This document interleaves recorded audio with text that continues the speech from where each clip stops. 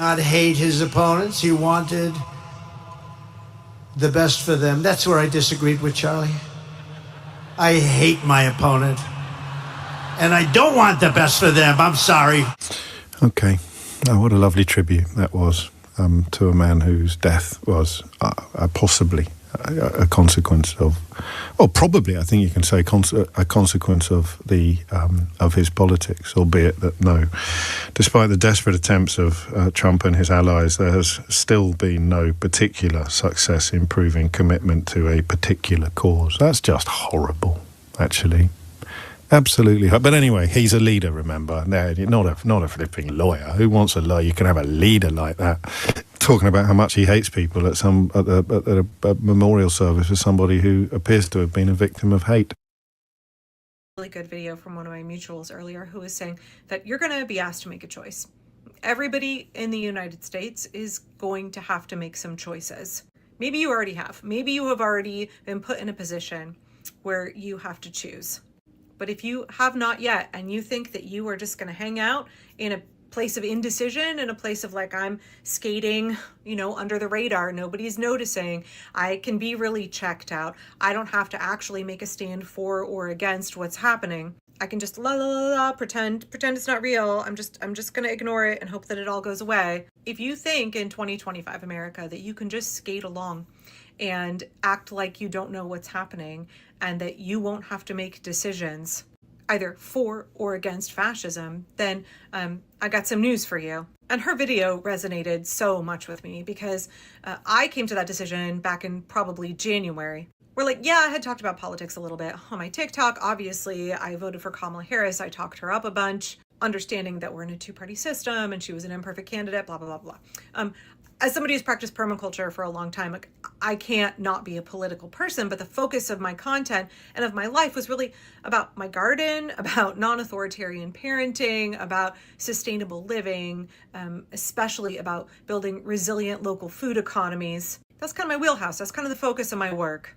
And then back in January, I got to a point where it was really clear to me that Elon Musk and his band of Shitler youth were committing an auto coup. Donald Trump was committing an auto coup, attempting to dismantle the United States of America as a democracy and to institute an authoritarian regime. And I made like a panicked 1 a.m. video where I was like, hey guys, pretty sure what Elon Musk and his little dudes are doing is a coup. I'm pretty sure this is a coup. At the time I was like, I don't have a big platform, but I've got 50,000 subscribers over on YouTube. And I thought like, I'll just say something because I don't know what to do. I feel really powerless, but this is bad. This is real bad. This is not business as usual. This is not politics as usual.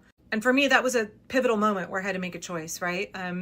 I decided that I was going to use my platform to try and advocate for democracy and to fight against a would-be authoritarian. And that also I was going to get very, very educated very, very quickly. I joined Indivisible. I did a gajillion workshops and trainings to learn about how to undermine an authoritarian regime and defend democracy. I did a whole bunch of trainings on, how to de-escalate. I joined the safety team for my Indivisible. I spend all my time calling my elected officials and writing to organizations. I decided that I would, this is my life now. This is my life now. That was my decision. And I've definitely been in a position where I'm frustrated with friends and family that are still in a place of indecision. It is now the end of September in 2025. I know that most Americans do not nerd out heavily on politics. I know that most Americans are doing the best that they can to keep their heads above water as things get more and more difficult.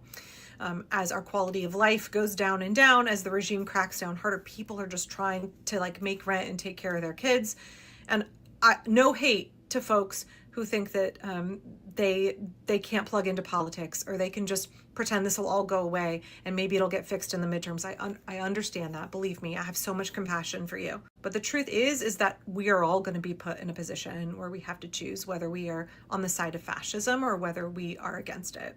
And it could be something really small, like you're a small business owner and you put a Signs for Solidarity poster in your window. It could be that you wear a button that says no human is illegal. It could be that you are willing to cancel your Disney Plus membership and give them an earful about why that is. Really small things like that, those small acts of resistance, just taking up a posture, choosing a mindset of I'm actually not okay with what's happening. That matters We should not be diminishing people engaging in very small acts where they are consciously making a choice to stand for their fellow Americans, to protect vulnerable people who are being targeted by the regime, and to stand up for democracy. But you may be asked to make a bigger choice. You may be put in a position where a lot more is on the line. Unfortunately, you cannot hide from what's happening in the United States. You can pretend that fascism isn't here, but it will still come knocking at your door, and you will have to make some real life choices. And when I was watching Trans Loving Mama's video this morning, I was like, oh, this reminds me very much of something that we talked about in the Indivisible call on Thursday. I just want to read my notes here to you. This is what Ezra and Leah, who are the founders of Indivisible, were talking about. By the way, if you are not a member of your local Indivisible chapter, maybe there's another grassroots org that's right for you, but if you haven't found your place yet, if you have not found your community of people who are standing up, who are doing the work of protecting folks where you live, then I really encourage you to go to indivisible.org. There were more than 7,000 people on this weekly phone call. I really get a lot out of these calls. It's well worth it for me to take my lunch hour on Thursday. Like, basically, the thing that I think is different between fandom and anti-fandom is empathy.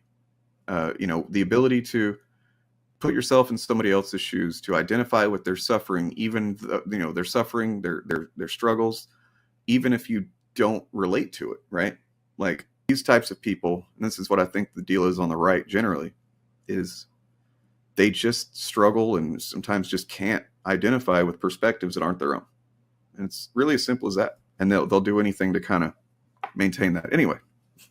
I can't stand the word empathy, actually. I think empathy is a made-up New Age term that does a lot of damage. You're with Moms for Liberty, so you're telling me there's a new threat besides gender ideology, besides critical race theory. What's this third one? So social emotional learning is basically the Trojan horse that allows critical race theory, that allows the critical queer theory, teaching our kids how to feel, teaching them about their feeling. Rather than parents paying for a therapist for their children, they let the teachers do it at school. They talk about their feelings? They talk about their feelings all the time, or they'll say, it's called formative conversations, and they'll say, so how can we show empathy? Let's say that we have... So empathy? Okay, so if the word, let's say they have a word of the week, and the word of the week at my child's school was empathy. And the teacher started talking, how can we show empathy? And then she says, if you have a friend...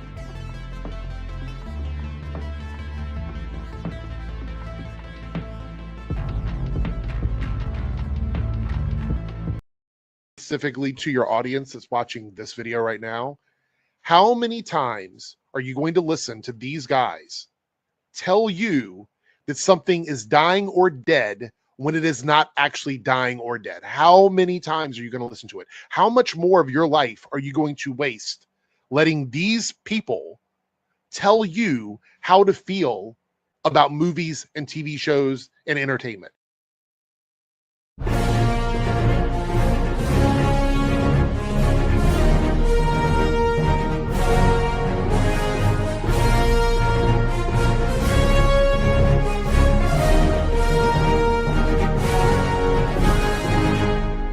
All right, you assholes.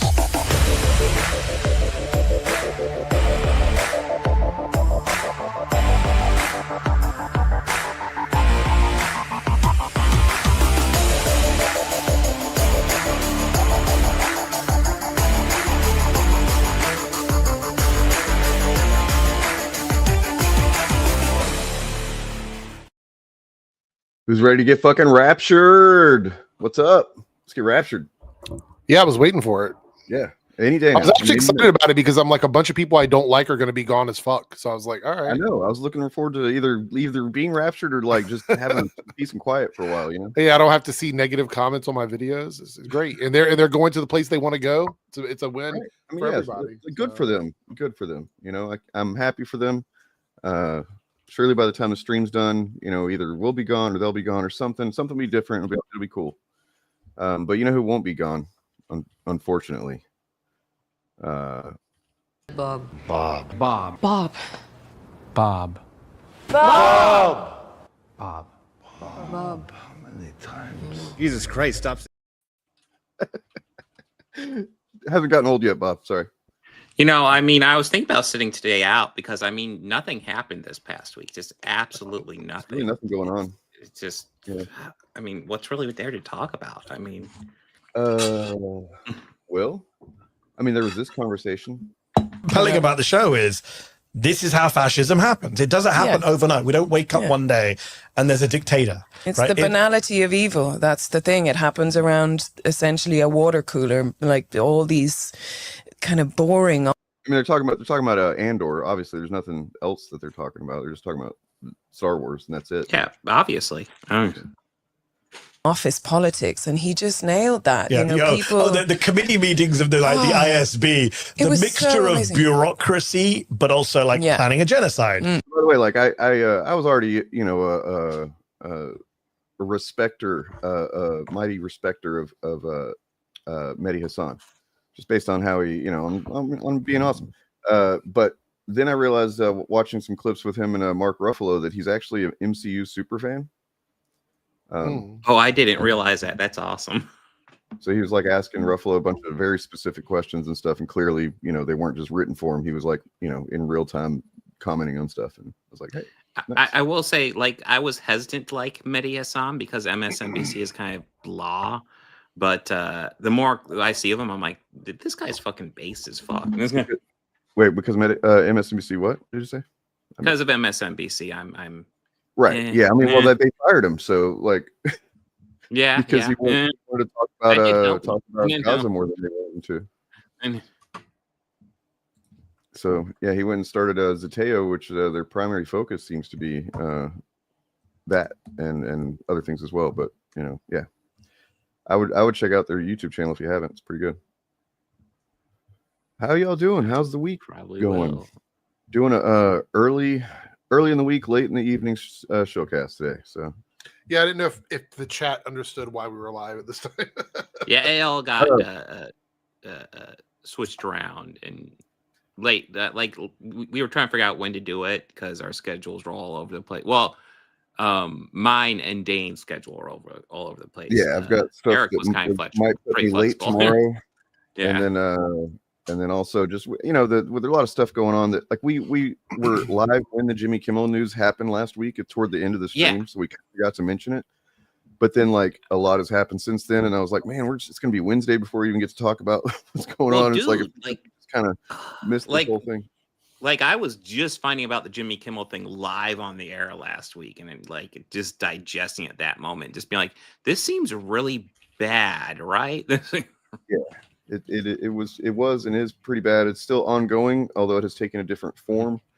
Yes, Disney it's taking the form that should have taken to begin with, in my opinion. True.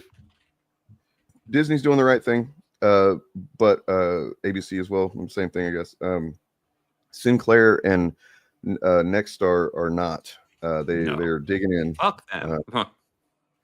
That takes out Jimmy Kimmel is going to be not airing for about a little over 25% of its usual audience in the country tonight. I'm still wondering if tonight's show will like break records even with that massive deficit, you know? Good. Because I'll be honest, I'm kind of interested to check it out. Not that I'm like have a box or anything. But yeah, nothing. One thing I saw them doing was like, you know, and they just regular ass chuds instead of the normal ones that we talk about. But like they're doing the same thing our usual chuds do. Where they're like, look at his ratings. His ratings have been shit. They've been going down every year. And it's like, well, yeah, man, because a lot of people watch this stuff on YouTube now. You know, you can't. But that doesn't have anything to do with what happened. That's the thing is they keep saying that, but that has nothing to do with it. Like I saw Jester Bell and Nerdrotic both made videos where they said this was probably just an excuse to get rid of him because of his ratings. Number one, he's back, so that was clearly not true. But secondly, the ratings are the excuse. Like if somebody's not doing well with your ratings and it's affecting you negatively as a business, you don't need an excuse to get rid of them. That is the reason why. So yeah, it doesn't make any sense that they would need that. Let's pick the most controversial reason to get rid of him versus a reason that nobody would argue against, which is that his ratings were low and we didn't want to continue with the show. It just it doesn't make any sense to anybody with any fucking like basically Trump and Brendan Carr admitted to what, you know, they're proud of it. Yes. It's very clear what happened. Even Sinclair, maybe it was Nexstar or Sinclair, one of the two, said something in their, you know, initial thing about it that referenced what Brendan Carr said on Guess Who's podcast. Benny Johnsonovich, you know. Yeah, I mean, Oh, the thing you is, mean Russian asset Benny Johnson? right? Comrade Benny. But the thing is, the game is up though. Like there's no more speculation. A lot of people were arguing in my comments about it. The fact that that Nexstar and Sinclair are both preempting tonight's return of Jimmy Kimmel tells us that it was about the FCC. That's what it's about, because you can't. There's no. You can't argue that corporations are inherently evil and they're all bad company. Like their argument is that large corporations are bad, right? Like that's their stance on it. You can't argue that and be like, oh, but these two outliers that just happen to side with us on this issue, they're not the bad ones. They're actually doing it because it's against their values. No, Nexstar and Sinclair need the FCC to approve more stations for them to acquire because they have reached the cap. They are at the top end. They can't get any more. So they have to have their help. Wait. You're just going to drop Ryan in? Don't you have some entertaining clips about Ryan? No, I don't have anybody this guy or something. Ryan repeatedly. Oh, I'm sorry, guys. You didn't get raptured? Damn. Oh, yeah. I forgot that explains the Halo. I see. Yeah. I was looking forward to it, man. The Wi-Fi is pretty good in heaven then? Or it is. I mean, heaven is pretty much exactly the same, but there's no Republicans here. Oh, wow. Weird. That is it's just me. It's just me, a load of homosexuals, transgender people, people from all over the sort of racial spectrum and sexual spectrum. Yeah, it's really weird. No conservatives at all. Wow. Interesting. So I talked about this on one of my streams, but I wanted to make sure that this is just known more, because even in the article that this is from, the Hollywood Reporter article, Reporter card, what did I say? They kind of buried this in like the 7th or 8th paragraph or something, and I took it and put it right there on the on this image. But like that paragraph, the situation became a safety issue as Disney employees saw their emails doxed. Per the first source, some even received death threats. Disney wanted Kimmel to address the situation in a way that would turn down the temperature, but what he planned was going to fan the flames with the MAGA fan base. So this is just like terrorist threats were a part of this. This tracks, though. I mean, this doesn't surprise me at all. This is typical behavior from a lot of the crazy people on that side of the aisle. But no, it's Antifa is a very organized, violent gang that's doing all kinds of violence and stuff. Yeah. I kind of to go back to something I was saying a little bit ago, because I did want to add some context, because I did offline. I did watch the Nerdrotic video on this, and his argument wasn't even that the ratings were bad or anything. His argument was what Jimmy Kimmel said was so offensive that only made sense to take it down. It was just like, are you one of those free speech guys? Like, I want to remind people that free speech exists specifically to protect offensive speech. That's the reason it exists. If we were all saying stuff that everyone was okay with, there would be no reason for free speech to exist. Add to it what he said. And Nerdrotic knows that. He knows that's what it's true. Well, I mean, let's go over what was said again, because at that point, I don't even think we fully realized what it's been said. That was last week whenever it popped up at the end of the stream. So it was the thing that they're saying it's about. The thing that they like to say is that he made a factual error in saying that it was a MAGA guy that shot Charlie Kirk, when that is not what he said. In fact, I mean, I the only thing I'm willing to give them is that his word choice could be taken either way. And I understand, that they're probably too dumb and bad faith to want to give any grace on the fact that it could be taken Although, either way. when it comes to defending these chuds, they will go out of their way to be like, oh, you're misunderstanding. Right. When it comes to Charlie Kirk, I can't believe the number of times I want to reiterate, missing context. I don't care if it offends them. I want to reiterate this. Right. I don't give a fuck. The free speech protections we have in this country gives us the right to offend people. Well, and the thing is, it's not the thing that they're saying it's about that he said isn't even really that. And if you watch the whole clip, you can tell what it's really about, what Trump actually got upset about, which is being called out for not giving a fuck that Charlie Kirk was dead. A day, 2 days later. Well, there's that, and there's also the fact that in that bit, he's talking about how Trump is desperately distracting from Epstein, which is true. Yes. Two topics Trump desperately doesn't want to talk about right now: Epstein and the fucking economy, which is tanking hard, and healthcare, because that's why they're not. That's why most of the House is out right now, and we could possibly end up with a government shutdown because they don't want to address any of the healthcare shit that's going on. So, and just the fact that he's supposed to be, you know, that Charlie Kirk was supposed to be really important to the MAGA movement, and everybody's so sad, he's so, you know, distraught over it. They were friends with him, right? He was their Even friend. though most of these people never talked about him until this happened. But well, that's what we're going to get into something with it related to that, because here's the thing. I did a good bit of research on well, TPUSA, who funded it, who funds it, Charlie Kirk's I'll say it, grooming process from whenever he was a younger man to where he was when he was killed, which, to reiterate, shouldn't have happened. He should not have been killed. That's the position, I think, of everybody here.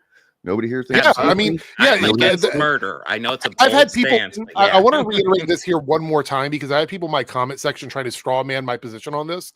I have said many times I don't agree with gun violence at all. Period. So obviously that means that I don't think this should have happened to him.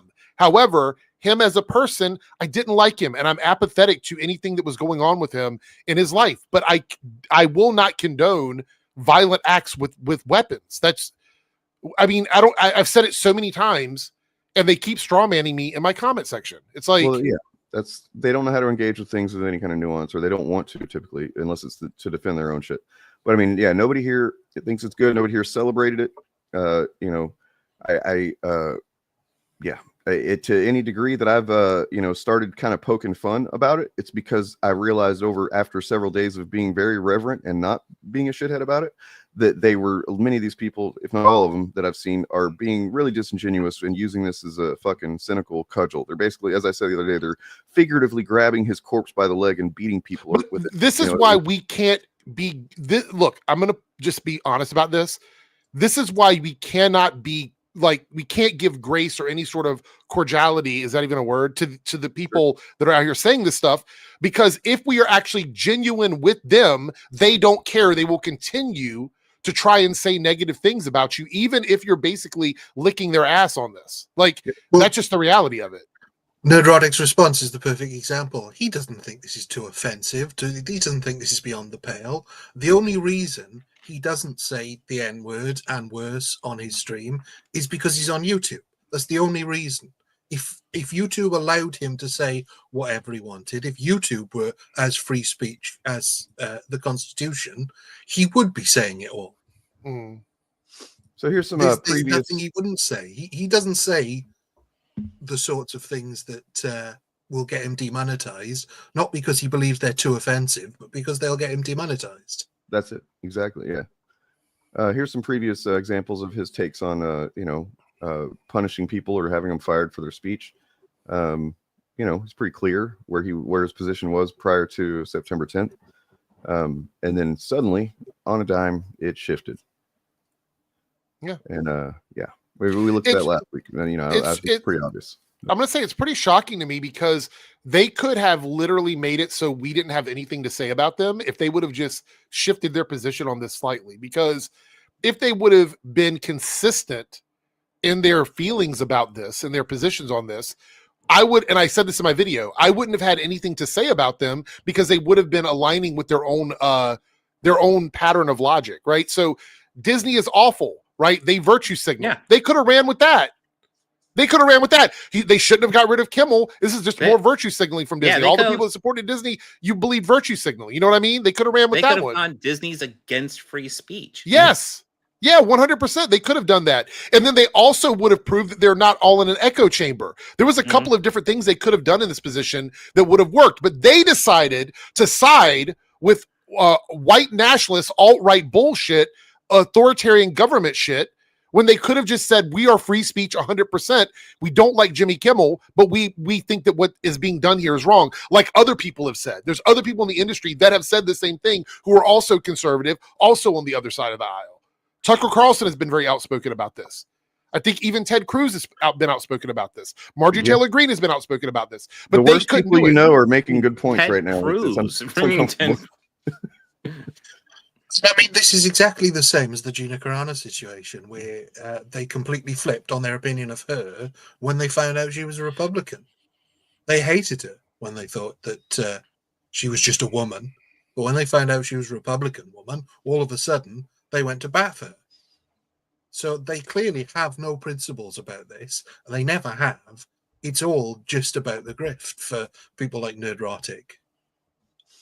And then I think we all knew that, but now he's just revealing himself. Well, even Joe Rogan said, he's like, if you don't think, and I think it was Joe Rogan, if I'm wrong here, I apologize, but if you don't think that the lizard people in suits are thinking about what they're going to do 3 years from now when it's time for the next election, once they've decided that a bunch of people are okay with free speech oppression, I've got news for you.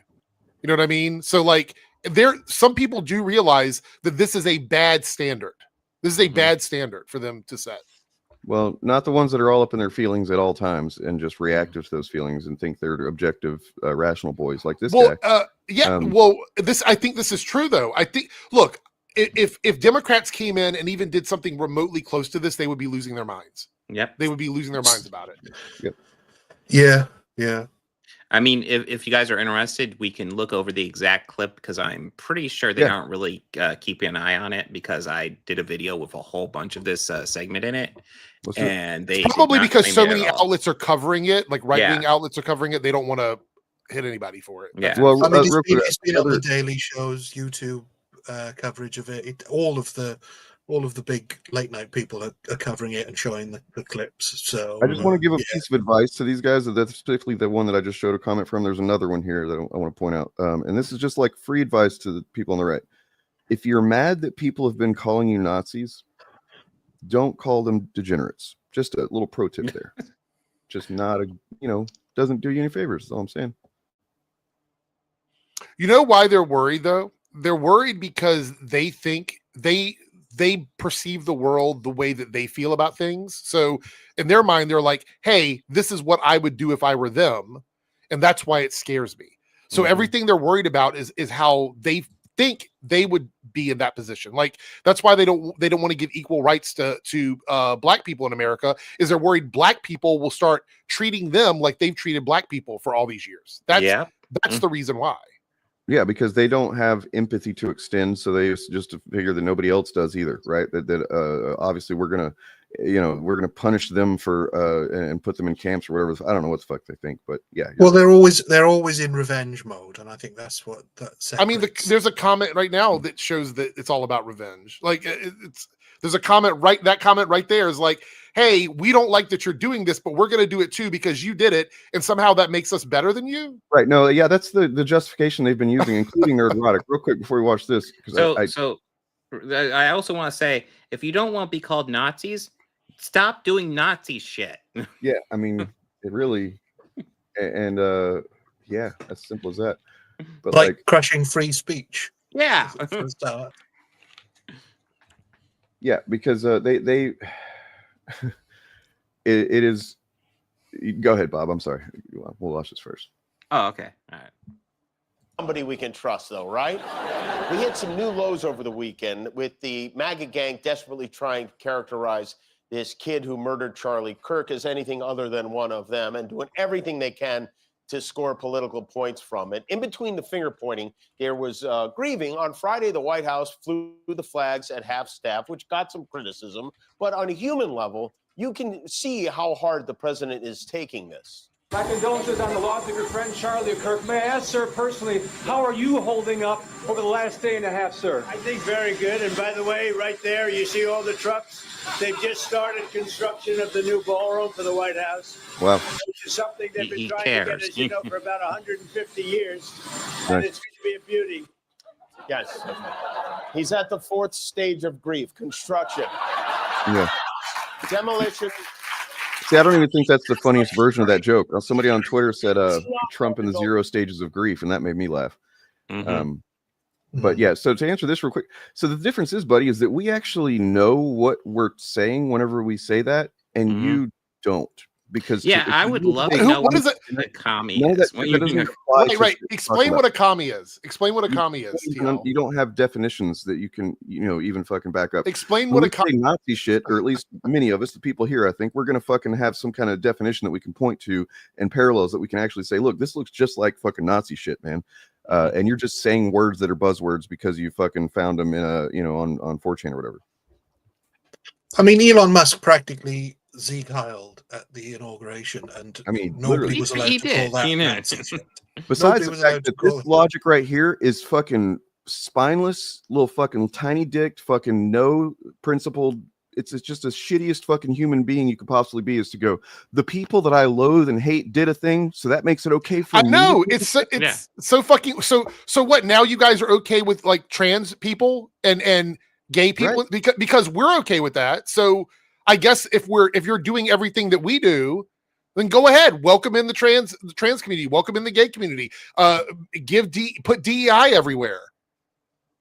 Like or is it only the oppressive stuff that you guys think you want to align with? Right. It's the things that allow them to do more shit that they want to do that hurts people. That's what they were okay with.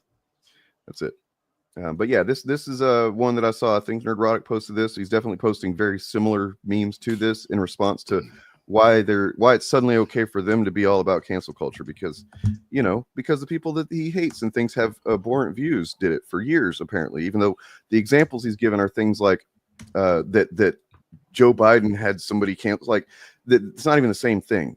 The government did not get involved with any of the fucking shit. It's false equivalency arguments. That's all it is. It's false equivalency arguments. Like, there is no standard that the Democrats set that even come remotely close to the stuff that Trump is doing right now. I've told people before, everything that's happening is an extension of his White House administration. The FCC now has to go directly through Trump for everything that happens. So if we pretend that Trump didn't know that this is what Brendan Carr was going to doing, then you're saying he's a incompetent president.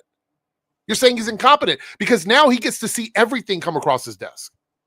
Supposedly, unless there's some other person that's actually running the White House and Trump is just an idiot in charge.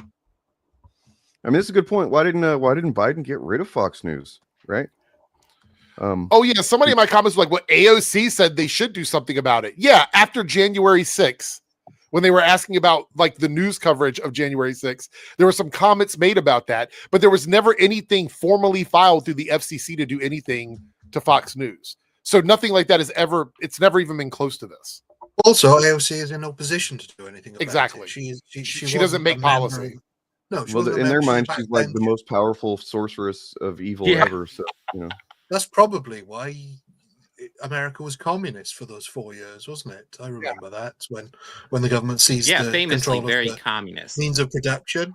Which is remember, like... there were four trans athletes for a while, and so this is why all this is happening. That's true. That's true. I mean, that justifies an epidemic of trans athletes. Gay people have a pride flag. This is why this is all happening. The crosswalk at Pulse nightclub. This is why this is all happening. Take away your free, like all of it is so ridiculous. Oh, we had somebody jump in. Yeah. Oh shit. I think Chariot has arrived. I mean, 3 weeks ago they were this upset about Cracker Barrel changing their logo. So right. True. I mean, yeah. So go back to the stop doing Nazi shit. Like seriously, literally, stop doing Nazi shit. And also evil sorcerer shit. So what I pointed out on my YouTube post with this image that I made here, or put these together rather, is that at that top image there, just think at one point everybody in that picture was calling for the release of the Epstein files.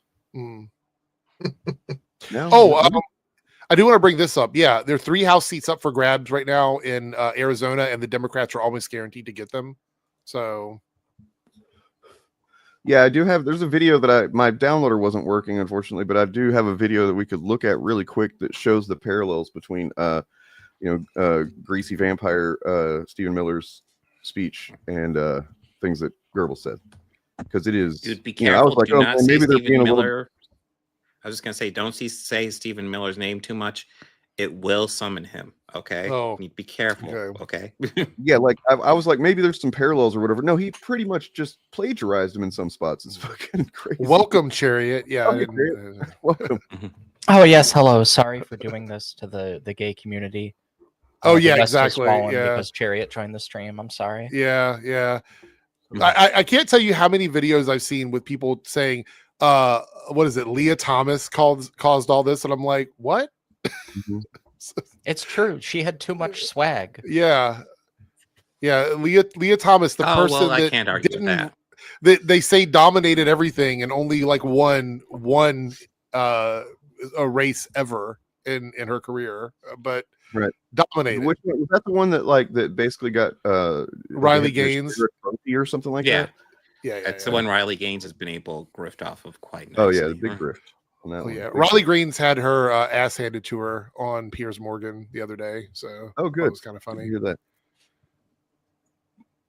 Well, yeah. Did we want to look at any of the? I mean, we do need to, but like, essentially, here's a snippet. Not hate his opponents. He wanted the best for them. That's where I disagreed with Charlie. I hate my opponent, and I don't want the best for them. I'm sorry. Okay. Oh, what a lovely tribute that was. Yeah. To a man whose death was possibly a consequence of, well, probably, I think you can say, a consequence of of his politics, albeit that despite the desperate attempts of Trump and his allies, there has still been no particular success in proving commitment to a particular cause. That's just horrible, actually. Absolutely. But anyway, he's a leader, remember. No, not a flipping lawyer. Who wants a lawyer? You can have a leader like that talking about how much he hates people at a memorial service for somebody who appears to have been a victim of hate. Yeah, I want to point out there was an article that came out a couple of days ago. Yeah, that's the one, NBC News, that shows that the reason why they've stopped kind of talking about the details is there's no evidence that can really nail down anything they've said about this person. And this person still hasn't gone to court yet. That's the other thing. All of this is happening and not been to court yet. Mm-hmm. Yeah. Oh, I mean, based on everything we've seen, if I had to guess, I'd say he had no strong political opinions either way. Not really. But that he was raised in a culture that lionized guns and... Yep.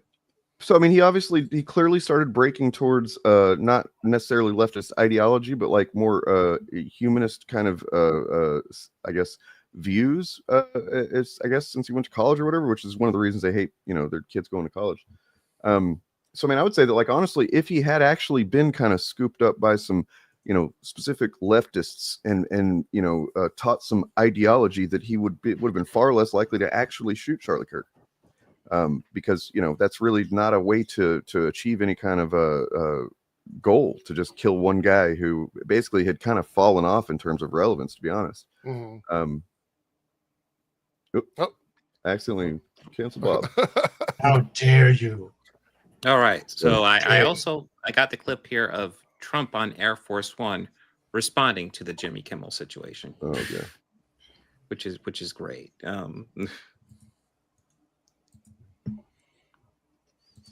Mr. President, are you going to ask Brendan Carr to weigh in on other late night hosts that you have said should be off the air? Late night host is on network television. There is a licensing. I'll give you an example. I read someplace that the networks were 97% against me. I get 97% negative, and yet I won easily. I won all 7 swing states, popular, but won everything. And if they're 97% against, they give me only bad Who cares? press. Yeah. I mean, they're getting a license. I would think maybe their license should be taken away. It will be up to Brendan Carr. I think Brendan Carr is outstanding. He's a patriot. He loves our country, and he's a tough guy. So we'll have to see. By the way, up to Brendan Carr. Brendan Carr has to get everything approved through Trump. Maybe take away their license.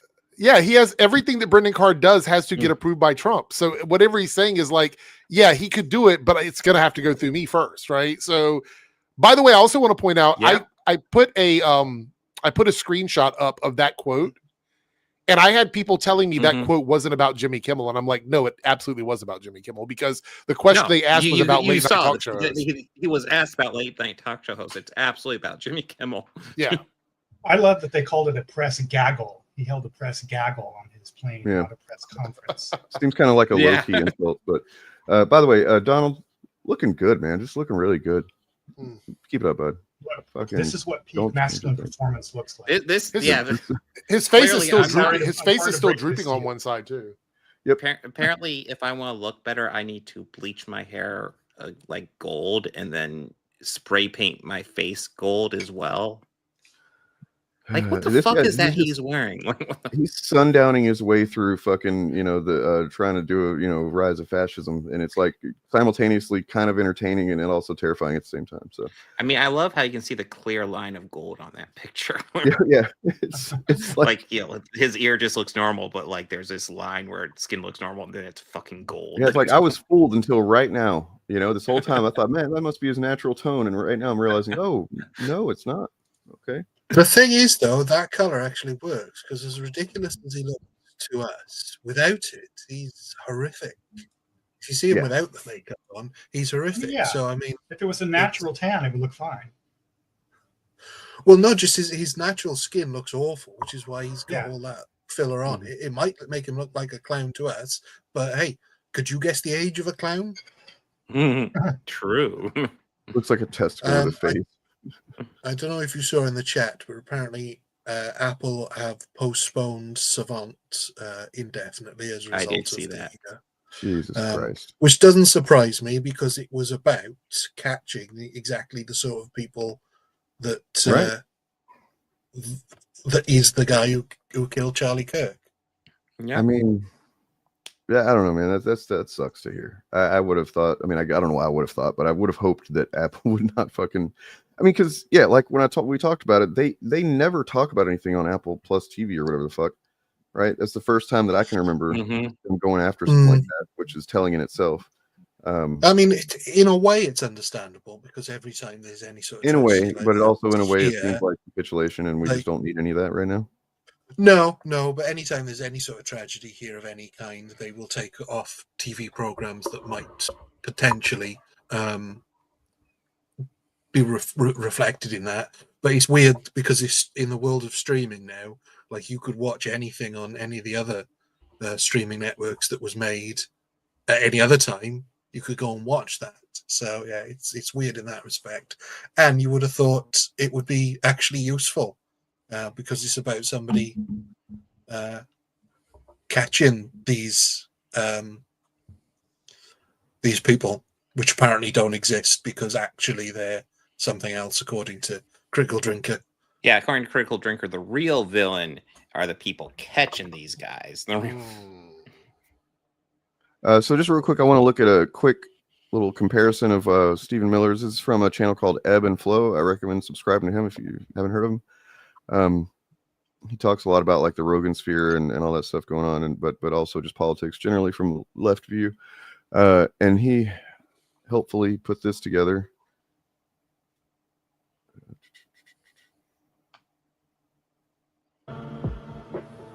That you cannot withstand my strength. And the warrior whispers back, I am the storm. Erica is the storm. We are the storm. And our enemies cannot comprehend our strength, our determination, our resolve, our passion, our lineage, and our This is supposed to legacy. be like a eulogy here. Right, Like, yeah, that's the thing. Our This- enemies? Like, what the man? fuck are we doing? Like, yeah.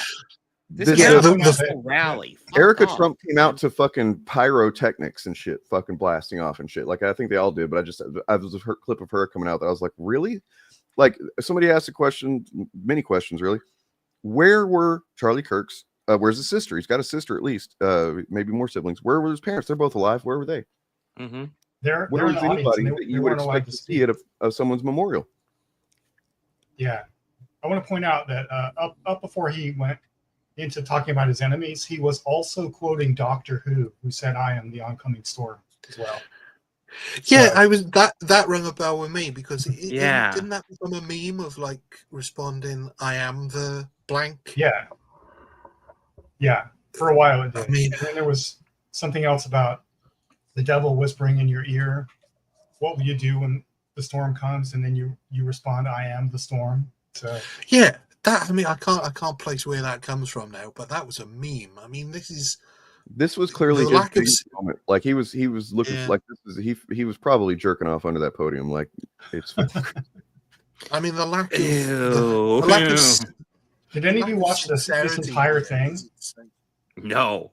No, I've been kind of avoiding it, to be honest, because it just sounds gross. Erica Kirk came out and said she forgives the shooter, and seems kind of sincere. I don't know, maybe you can never tell with these folks, but I found it interesting that she tried to set the tone, or she sort of set the tone of, I forgive the shooter, etc., whatever. And then all these other dudes come out and shit all over that sentiment. Yeah, absolutely. And did you see Trump tried to mouth kiss her? Yeah. Really? Yeah. Whenever that's so gross. Like she came up and they hugged. They hugged. They did kind of marginally like iffy on its own, but like when they first kind of embraced, he clearly tried to just like plant one right on her lips. I mean, in his defense, I guess it's not like he can get any kisses from his wife. So it's true. I mean, they're literally apparently not sleeping together anymore. So which might. I mean, she has got a bit old for him now, though, hasn't she? So that's true. The kiss-proof hat she wore at the inauguration should have tipped us all off. Yeah, that thing would like slice the top of his skull off if he tried to lean in for a kiss. Hails back if only to Athens, to Rome, to Philadelphia, to Monticello. Our ancestors built the cities. They produced the art and architecture. They built the industry.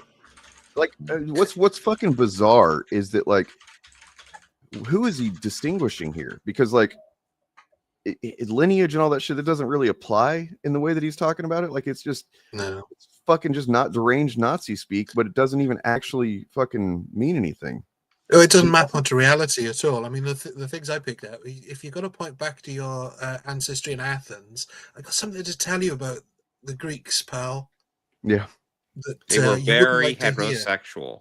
They were completely heterosexual, and didn't have any. They would not have been in the Epstein files at all. They Also, definitely wouldn't have. True. He doesn't look black to me. He's talking about the country. That was the other thing I was going to say.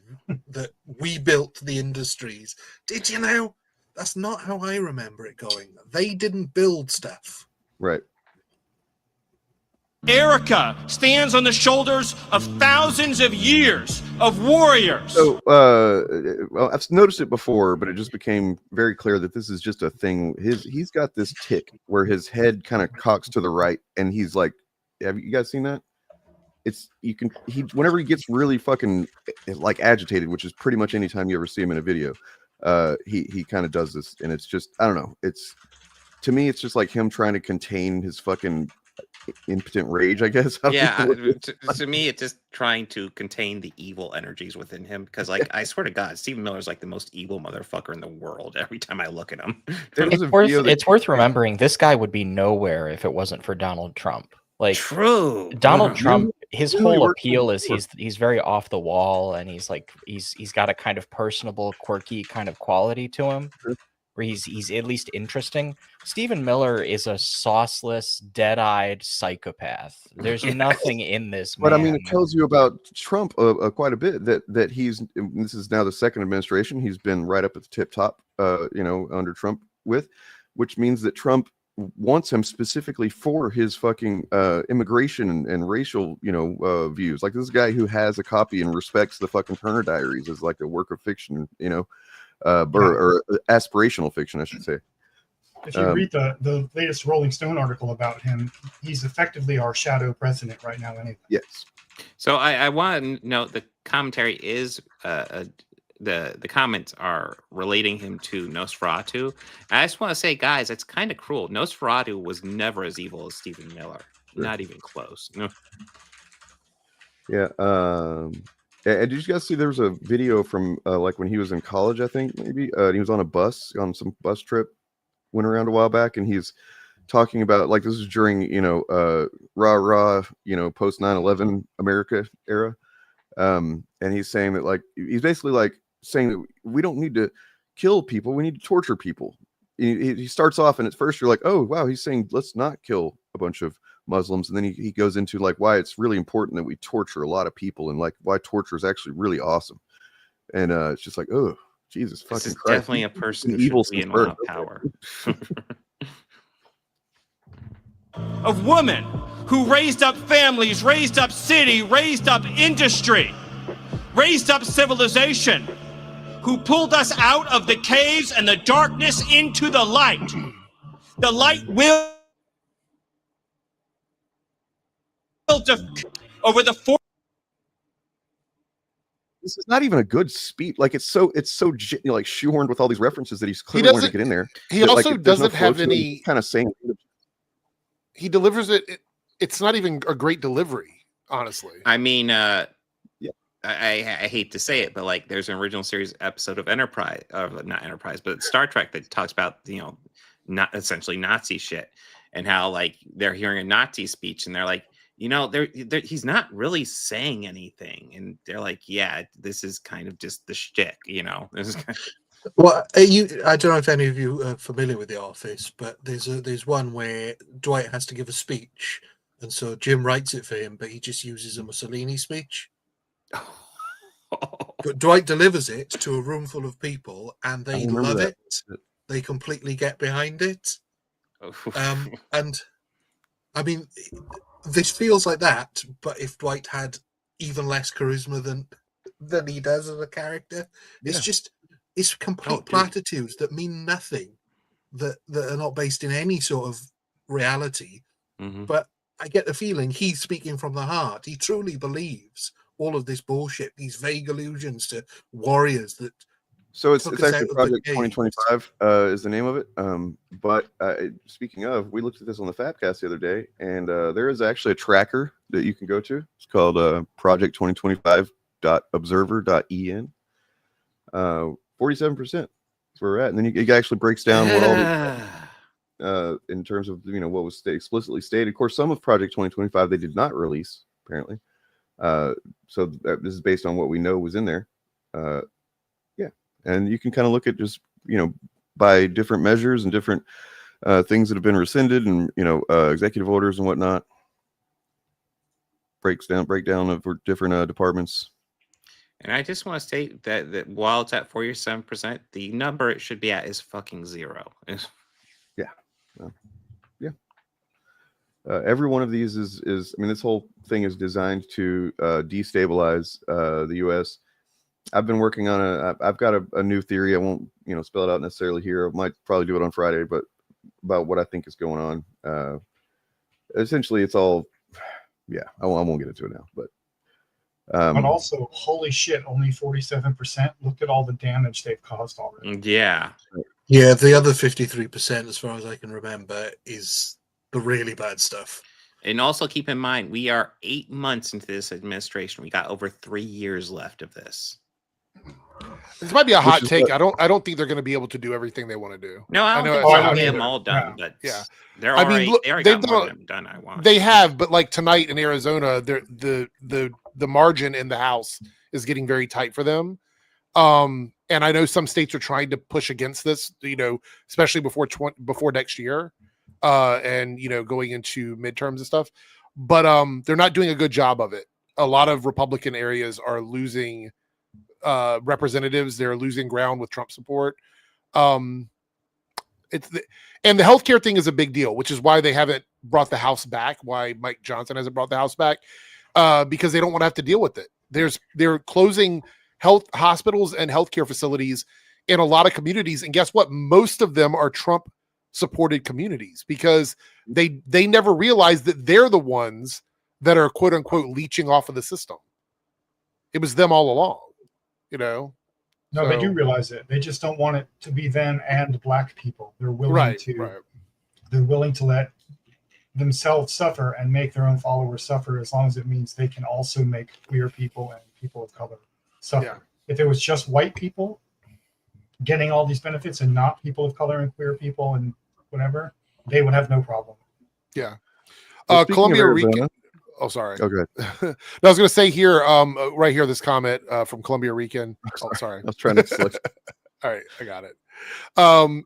As it looks right now, I haven't checked recently, and maybe someone else has more updates on this, but it looks like the House is almost a guaranteed return to Democrats. The Senate is where it's a little bit tighter from the last time I checked. So, which is how things once upon a time were. Yeah. I mean, Don't fuck it up, Dems. Don't fuck it up. Yeah. Man, I'm not gonna lie, favorite. I am getting sick of how skilled the Dems are at fucking things. Yeah, I've forgotten that the Democratic Party is the Democratic Party. Yeah, it's we worse. We have a long tradition of pulling defeat from the jaws of victory. Dude, it's honestly, genuinely, it's worse than it was the first time. I would rather. I want Nancy Pelosi. The 95 I Dems to know, sign on Nancy to this Pelosi fucking is Charlie way Kirk better thing. than Schumer or Jeffries. Yeah, Jeffries is awful. And He fucking Schumer signed and that Charlie Pelosi Kirk thing, sucked but he too, hasn't but she yet. was better. He hasn't fucking. Look, he just hasn't endorsed Ron crafted- Donnie yet, so. Is there a lag going on for other people? I'm getting guess like so. a lot of lag from like people in here. I don't know if it's me or what it is, but It's probably me, maybe my internet or something, because it seems like I keep trying to talk and then some people are already talking. So yeah. Would you like to talk now, Dane? What's that? I said, would you like to talk now? I'm good. I just wanted to show this. Speaking of Arizona, so Arizona is where the Charlie Kirk Memorial was held, and allegedly 100,000 people were there.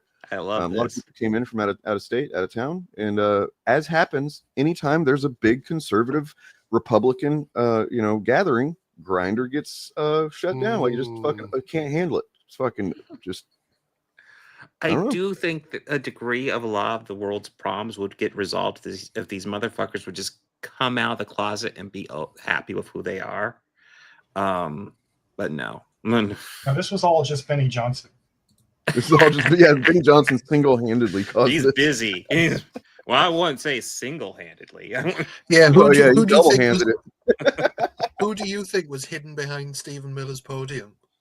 Oh God. Jesus Christ. I know I say this a lot about Trump supporters, but the dick eating is crazy. Yeah. Y'all saw that clip from not too long ago where they had a cabinet meeting and everybody had to go around and say something really nice about Trump and what he's been doing and stuff. It was like, ugh. I think they have to do that every day. I'm pretty sure they have to do that every day.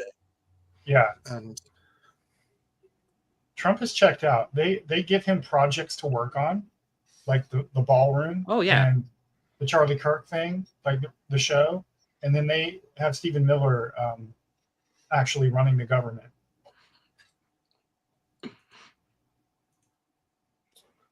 It wouldn't surprise me at all because Trump does not seem. Well, I don't think Trump cares. Trump likes campaigning.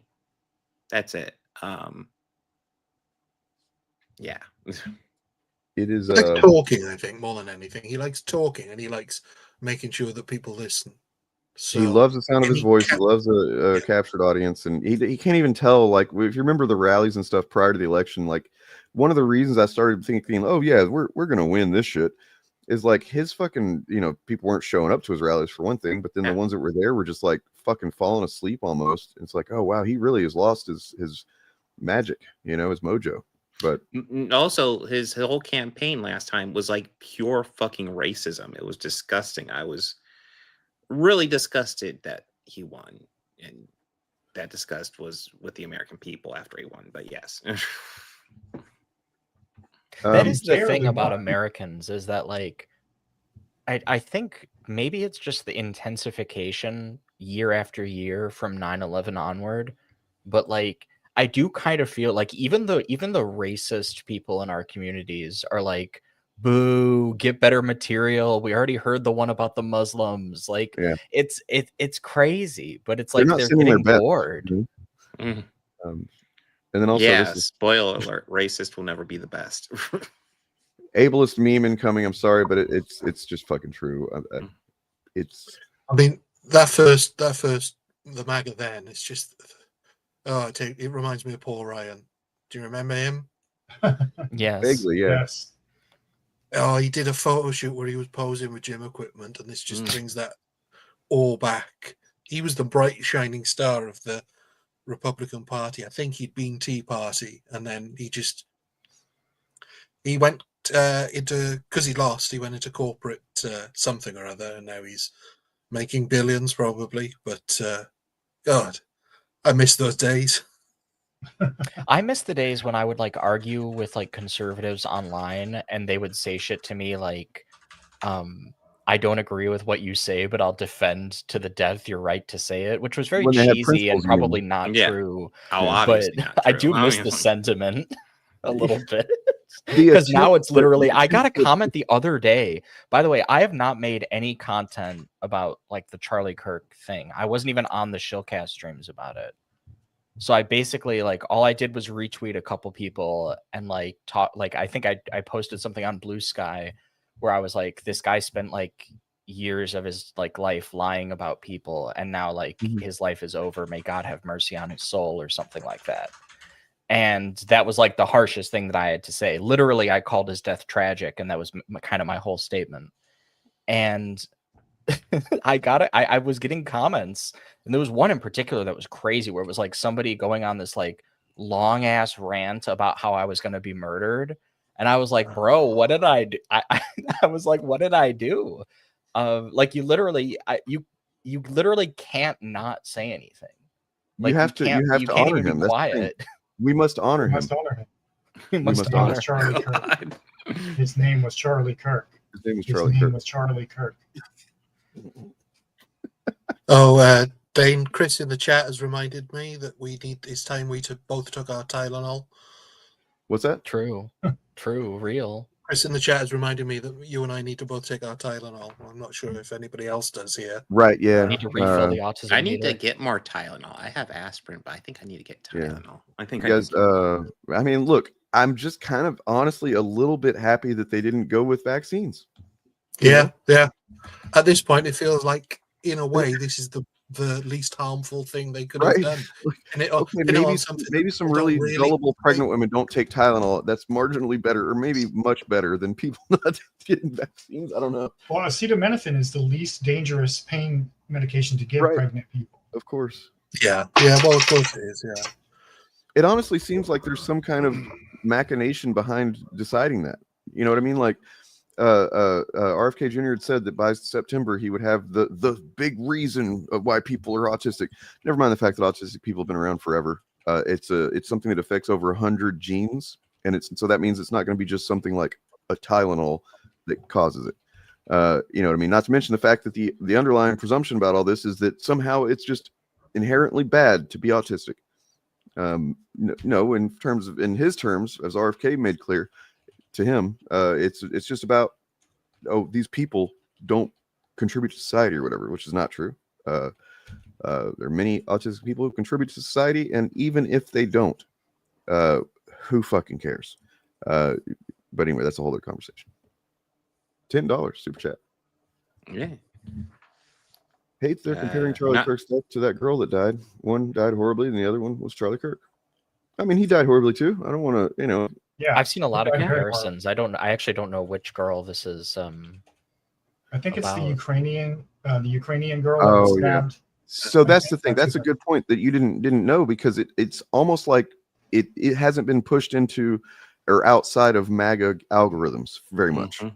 Right? Like, I've talked to a couple people that didn't know anything about it. I barely just kind of happened upon it, and then I realized, this is something that they've been mainlining for a couple of months or something now, and we barely even knew it happened. I was just thinking, there's so many girls who have died. Well, Like, the it's first not time they funny, heard about a but- Ukrainian life, at least, you know what I mean? So there's a Ukrainian immigrant girl who was, I think she was 23, pretty blonde girl. She was getting off of work. She was on, where was it? Was it North Carolina? I think so, yeah. Yeah, and she was on public transit, and there's a obviously mentally ill, who had a history of violence and all kinds of shit guy that I guess the judge had released or something. I don't remember the details. I don't know how much of what I've seen is actually factual anyway, but it's on video where this dude just kind of gets up and stabs her to death on the video, and he's a black guy, and so of course the narrative becomes what you expect it to become from Chuds in that case, instead of we need to do something about mental health care or anything like that. Nope, it's just it's these animals. I've seen that several times. Yeah, it's crazy. Well, yeah, and this white on white violence has really overshadowed their attempt to make that into a big race thing. So, and also the fact that almost every time the killer is a man, we're just not talking about that. Yeah, and I think do I read want the to other say, day. I do want to say that this take in my opinion, from Critical Ops, this kind of take is not helpful. It's okay to say we shouldn't have to mourn Charlie Kirk or care, but to minimize the fact that he was murdered this way, when a lot of people genuinely are grieving over this, like his family probably is, I'm sure. And given the political climate, this kind of take is not helpful. There's a lot. This crosses a line for me personally. I would say, like, it's okay to say I'm not going to mourn this guy, and it's okay to remind people what a terrible person he was when he was alive. But to say he did not die horribly is to just minimize what actually happened to the guy. That shouldn't happen to anybody, in my opinion. Yeah, I think that's a fair statement to make. But I did see the other day that I think there's been 10 mass shootings or mass killings across the US since Charlie Kirk's murder that have just not been reported on at all. And Yeah, it's they're just, daily. It's de rigueur now, yeah. There were a couple that were of homeless encampments, I believe. Yeah. Following on the heels of that one statement from that Fox News host, openly considering the murder of homeless people. Yeah. He literally said, "Just kill them." And today, after the UN visit, one of them talked about, like, I don't know if I should say it on stream, but dropping those bombs on the UN, basically, because of the escalator not working for Trump and the teleprompter issue they had. Wait, he said that? Yes. Jesse Waters said that. Oh, Jesse. Okay, I thought you were talking about Trump. I was like, oh, but I mean, still, this is my like crack said it pipe about it, theory. Yeah. I just want to throw this because I think I'm like the only one who thinks this, but like I've got a crack pipe theory that I think maybe there's going to be significant, depending on how long the Trump regime lasts, there's going to be a significant conflict between the United States and the European Union. Yeah, as it seems like that's actually where a lot of that energy is going. I mean, you'd think it would be something a little bit more jingoistic, but I think economically that's where the conflict is, because everything that the United States is like leaving on the table right now, the EU is going to try to pick up. And every like trade partner that the United States has like snubbed in the most horrific way possible, i.e. like China, they would love, as I think we saw in previous years, they would love to be doing more trade with the EU. Well, we talked about it the other day that like Brazil and China both just said fuck the US, and they started doing their trades with each other with soybeans and stuff like that. So they're just leaving us out of the loop altogether. You would think it would be the issue with the EU is that they're not particularly pleased with China either. They've not got a good relationship with China, so Europe, that famously not racist place. I'm sure there's not going to be any hiccups there. Well, I mean, so like you said, you would expect it to be more jingoistic, except if you look at like what he said today at the UN, what everything that he's done when it comes to international relations, he's serving the interests of Putin. Seems to me pretty clear. Like this is all, everything he's saying and doing is in an international sense, and even just domestically seems to be designed to put the U.S. in the worst position possible in every context. Yeah, well, it's pretty clear at this point that the American right really admires the structure of oligarchy. Yes. I think that the one counter to that was I think he was genuinely annoyed that Putin completely ignored everything that they talked about during that little mini summit they had in Alaska. I think he's genuinely getting annoyed that Putin is treating him like a child. Yeah, well, I mean, dictators don't really have friends, right? Well, no, and everybody knew that Putin was laughing at him behind his back. But I think even Trump's starting to realize that now. So that's a brief glimpse of light, is that... Well, I mean, there are so many people that work in intelligence that he should have listened to, that were almost certainly, giving him, reports of what Putin's about, how he operates and stuff like that, because the guy is old school fucking KGB. Nothing he does is without an underlying motive. Nothing he says, you know what I mean? So like, just seeing him just like fawn over him. And then there was that one video where, or one interview or whatever, he's talking to the press and he has a photo printed out of him and Putin like on the tarmac or whatever, and he's like, just like, look at this photo, it's a great photo, and it's like, oh my god, he's fanboying. It's fucking cringe. I mean, you've all seen the shirtless picture of Putin on a horse, right? I mean, yeah. I'm just saying. Can you imagine that it's like Donald Trump in like shirtless in like jorts on a golf cart? How fucking dare you put that image in my mind? Oh my god. Bob was literally just saying eating. Putin looked good, but ew. It would be like stripping like the cheese off a piece of pizza and sticking it on top of one of those little plastic tables that they put on the pizza to stop the box from touching it. That's what I'm picturing. I'm gonna have to duck out. I have to vomit just uncontrollably now. But I guess we should all thank Trump for paving the way for China to be the global hegemon of the 21st century. So, yeah, that we're thanks, over here. I guess. Kind of DEI to me. You know, it seems kind of forced diversity to me. You know what I mean? Yeah. Look, everyone has their shot of being an empire, and that goes around in a circle. So it's China's turn this time, obviously. You guys had your time. We had ours before that. We all did horrible things to foreign countries. That's what happens. So I have a brief video I'd like to look at that, and then you guys can let me know if you want to go down a bit of a rabbit hole after this. If you know, it's up to you. But this is a video from Secular Talk, Kyle Kalinske, and certainly you've all experienced some of the just the bizarre posts about Charlie Kirk over the last couple of weeks. You know, like liberals who have like come around, they've watched his clips, or they didn't know who he was, and now they see that conservatism is the way or something. Have you seen that shit? Listen, all I've been dealing with, like, I've been dealing with in real life too, is that apparently every racist and bigoted thing Charlie Kirk has ever said in his entire life has been taken out of context. Right. Yeah. Yep. So just check this out. I have to say, man, in the wake of the Charlie Kirk shooting, shit is weird, bro. Shit is getting really weird.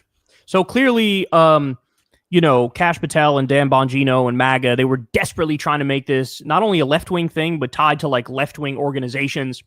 That fucking nothing came of that. That was always a fucking pipe dream. The idea that there even are like highly organized, violent left-wing organizations is fucking preposterous. It's just not the case. It's just not the case. So there was that. But then also, there's strange things were happening on social media, right?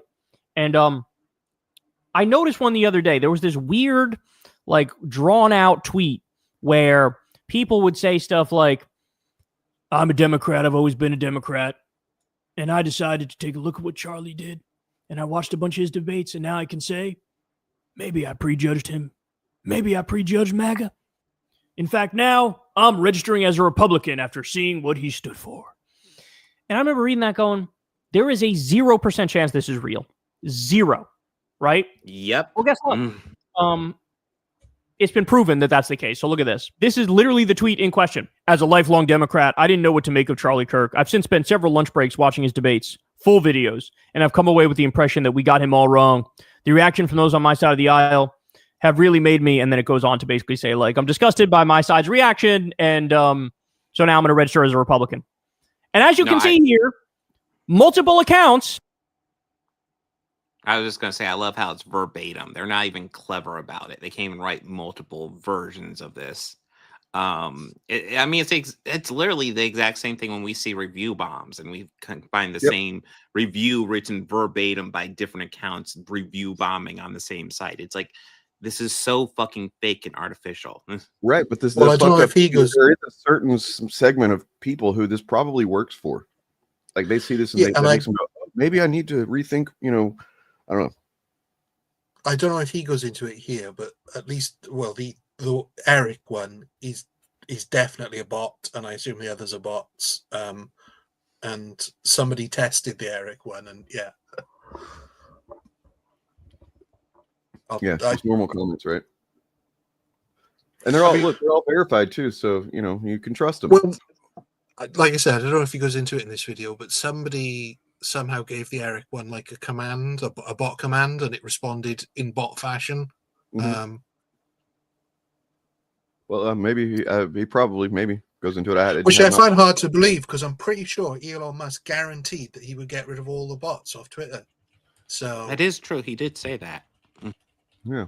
It's like the most botted website of all time. I mean, he also said every year since I think 2014 that next year we were going to have fully autonomous driving, so drive self-driving cars. So maybe yeah, we've been supposed to be on Mars like 5 times now. Yeah.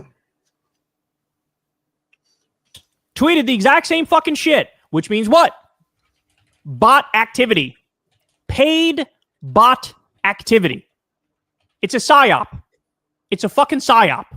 Imagine the death of somebody like Charlie Kirk sparking a massive psyop operation. I mean, it's fucking unconscionable. But I knew something was fishy. I knew something was fucking fishy. And these cretins will try to use anything to gain an advantage. Anything.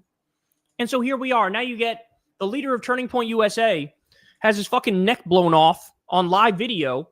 And then you got bot farms out there. Sorry, I was not prepared for that. That's it. That is funny.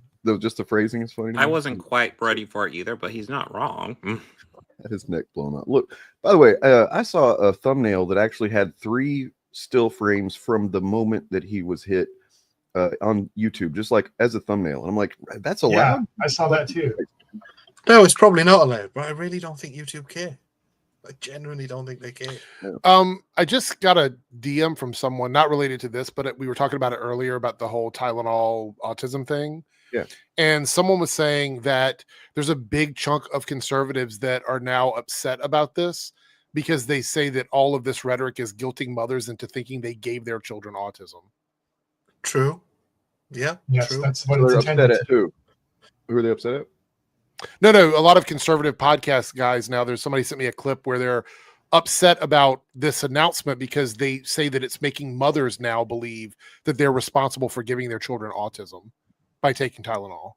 Yeah, that's what it's intended to do. Is this pretense to like kind of start, or continue, I guess, taking any kind of choices away from women or something? I don't know. Yeah, I have It's no to set idea. up the pretext of rounding up autistic people into camps and so forth, and like treatment camps. So their goal is to make the parents feel guilty for giving their kid autism, so that when the state comes around to collect the autistic child, the parent feels relieved.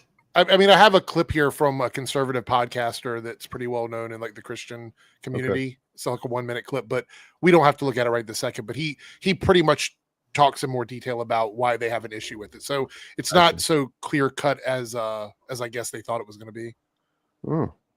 By the way, what percentage of Twitter is inauthentic activity, aka bot shit? Over 50%. I read some of the shit says over 50%. Some of the shit says over 60%. I would agree with that. And I have to say, I think that's intuitively sounds correct, because to me, there's a big difference. Real life versus social media versus Twitter. Like, I don't know about you guys, but I get right-wing garbage pumped into my feed all day, every day. Stay and I away think from the whole For You point of tab. that, you're trying to give people the misimpression that like, oh no, this is like, it's done, it's over. If you're somebody on the left, feel alone, feel like nobody's with you, because nobody is with you. Well, I mean, so I saw a post going around on Blue Sky, which, it makes a good point. Like, the only reason I have a Twitter account now is not my old Twitter account that I actually used, for various things and tried to engage. This basically now I collect stuff that from chuds that I need to get. That's for it. Streams. I bookmark stuff. That's all I do. Like I'll lately, I've been bookmark trolling a little stuff. bit. Sometimes I'll promote my stuff, but I do not post original content on Twitter. But I saw a post, like an article that was written a couple months ago, I guess, but like there's literally no practical reason for you to be there, and in fact, there's reason why you shouldn't be, because it's probably fucking up, to some degree. It's just bumming you out, no matter how much you realize it's all bullshit. Yeah. Like you're not saving the platform, you're not standing up to anything, you're not, there's no fucking war, or front to be won there. It's just a fucking white nationalist, Is it weird? Is it weird that I just have no feelings about Twitter at all? Like, I just don't care about it. A lot of people say it fucks with them. It doesn't bother me. Like, I just don't. I'll say it doesn't bother me either, but that's just because I'm not on it anymore. I'm just not there. I use it to bookmark for topics and things that people send me, like on Discord and stuff. But I just don't. I assume that most of it is bullshit, so I don't even think about it. The only reason I think the only value I think it has is like this screenshot I took the other day, the night of the memorial, because it shows just how different the realities we are existing in are, and Twitter, of course, is a big reason for it. But like, you know, there's David Pakman posting about how you know, vile and disgusting the whole thing was, that memorial, and then Grums, moving and wonderful. The radical left killed Charlie Kirk. Blah blah blah. More finding Jesus, and that makes the demons desperate. The less, you know what I mean? Like, it's just that was jarring to me, and I mean, in that way, I can see how. I mean, it didn't have an effect on my mental health then, but maybe if I was in a more depressed state of mind or something, it might. I absolutely believe there are a lot of people that would be affected mentally by this.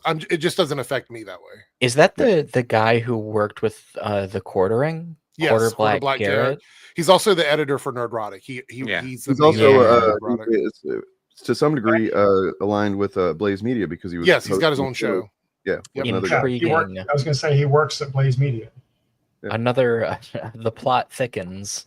Oh no, the plot has been thick as fuck. Like there are so many of these chud organizations, like media organizations, that have a plant in Friday Night Tights. It's just undeniable that that's what they're doing, and you know, I mean, like, I've become clear now, but I mean, fuck, I've been calling it out forever. Yeah. I mean, at this point, the plot is thicker than the slot between heel versus babyface's ears. $5 super chat from Super Jones Bros. This is my last rant towards FNT. Nerdrotic is a piece of shit. He's a pathetic loser stuck in 2020. His grift is a stain onto YouTube. Fuck or nuck Ferdrotic and FNT forever. Yeah. By the way, did you see that you made it into the beginning of the lyric video of the song I just released the other day? So there you go. Thank you for the support. I think that was on my channel. Yeah, it was. Okay. So yeah, thank Hell you, yeah, for it. Thick ass plot. I think this was in one of Malachi's videos. But I'm pretty sure that was when I first saw it. Nerdrotic made that remark, I think, about James Gunn, and it like made a reference to the idea that like Jewish people run Hollywood. Yeah, and I was like, is he just gonna go like full like ultra nationalist? Because I know he's been doing the Trump thing because he doesn't have that much juice in the who are you tank. saying? Nerdrotic. Oh. I mean, in the Jimmy Kimmel video that I saw part of, that'll get released later, free promotion. But yeah, no, he is like full-fledged simping for Trump throughout the part of the video I watch. I did not watch the whole thing because it's completely unnecessary. But like, he is simping hard. Yeah, I think he has to at this point. Because I'm sure you've all been keeping up to some degree with and I'm Mr. Non-political, Mr. TT something gaming. Forgive me for getting the channel name wrong. TTBN Gaming. Yes, thank you. Oh yeah, TTBN. Yeah, he's been going hard on the chuds in the gamer sphere, and he pointed out something interesting that with Tectone, who has lurched further to the right as time has gone on, and Tectone's complaining that he can't say the F slur or the R slur anymore, and how it's ruined things because now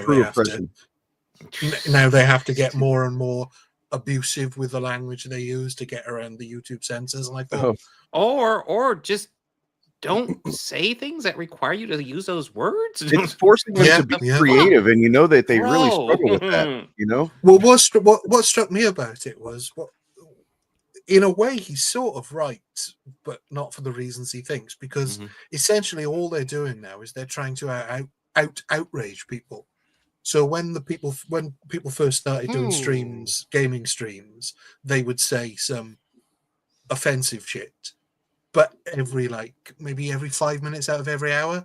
But what the new model of Chud has done is they've condensed all of those bits into their whole career. So they've taken the bits that people thought were, oh, that's so outlandish, I can't believe he's saying that, and they've turned that into their career. So it's almost like, I believe last year towards the end of the year, I said they're going to have to get more outrageous because the stuff that they're doing isn't going to work anymore. And Quartering had to start a brand new channel where he rants about black people being more violent than white people. Yeah, I've got because, that. I because pulled that nobody off. was tuning into his old ass, dusty ass, fucking dead ass channel. So he had to start a new one so he could be even more racist over there than he is on his channel. So I mean, that was always the plan. The plan was always to go mask off and bring their audience with them that they've spent 5 years radicalizing into.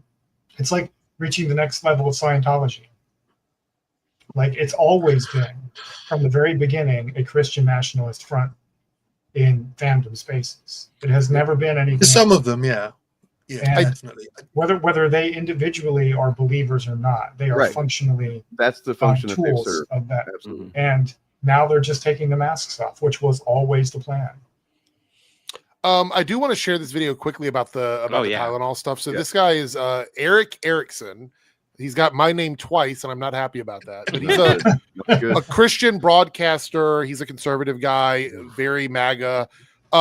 But here he's talking about this whole thing with RFK Jr. and Tylenol. It's only a minute long, but he's echoing something that I'm hearing a lot on the right about this announcement, which is it feels like they're blaming mothers for doing this, which is a little, it's not great. So if you want to believe that Tylenol causes autism, that's fine with. I don't really care. Just don't take Tylenol if you're pregnant. But there are a lot of doctors who tell their patients who are pregnant it's the only pain reliever you can take. And I don't think moms who give birth to a child who ultimately develops autism should spend the rest of their life in guilt that maybe it was their consumption of Tylenol that caused the autism, because actually the greatest body of research out there suggests there actually is no tie between Tylenol and autism.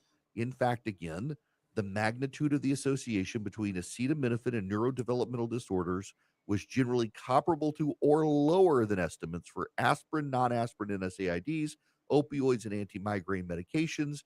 As with acetaminophen, the association between non-aspirin NSAIDs, opioids, and anti-migraine medications and neurodevelopmental disorders diminished to 0 in the sibling analysis. That's the latest research of the largest pool of people on the planet, concluding that actually there really is no tie. Believe what you want to believe. I just think we risk guilting a lot of women, blaming. So my point is with this, sharing this clip is I think they're starting to get, I think some of them are starting to get a conscience now, and they're starting to understand that all of this was not good. And we're seeing the people who were not in on it start to feel like, oh, wait, hold on. This isn't right. We know that years and years and years of research from the greatest doctors and scientists in the world say that all other pain relievers are far more dangerous than generic Tylenol, basically. But now we're telling moms that took that you are responsible in your pain for giving your child autism.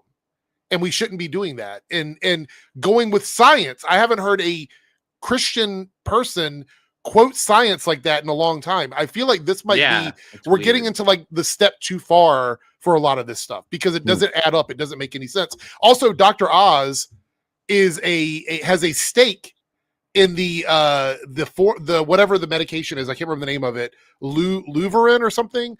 The medication that is being given in replacement of Tylenol for people with autism. It comes from a company that Dr. Oz has ties to.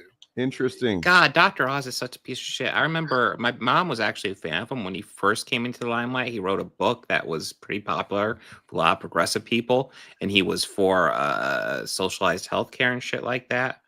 God, what a piece of shit. He has fallen so hard. You know? Yeah. It's interesting that reiterate the point that about Jeremy Hambley's thing real quick. I brought this up. It took me a minute to find it, but like, just you need to see this with your own eyes that he's doing this. The video's bad. Don't even watch the video. It's really, really bad. I mean, yeah, it's black people. Like, I mean, it's never been more mask off. It's never been more with a make America great again, dark MAGA cap on.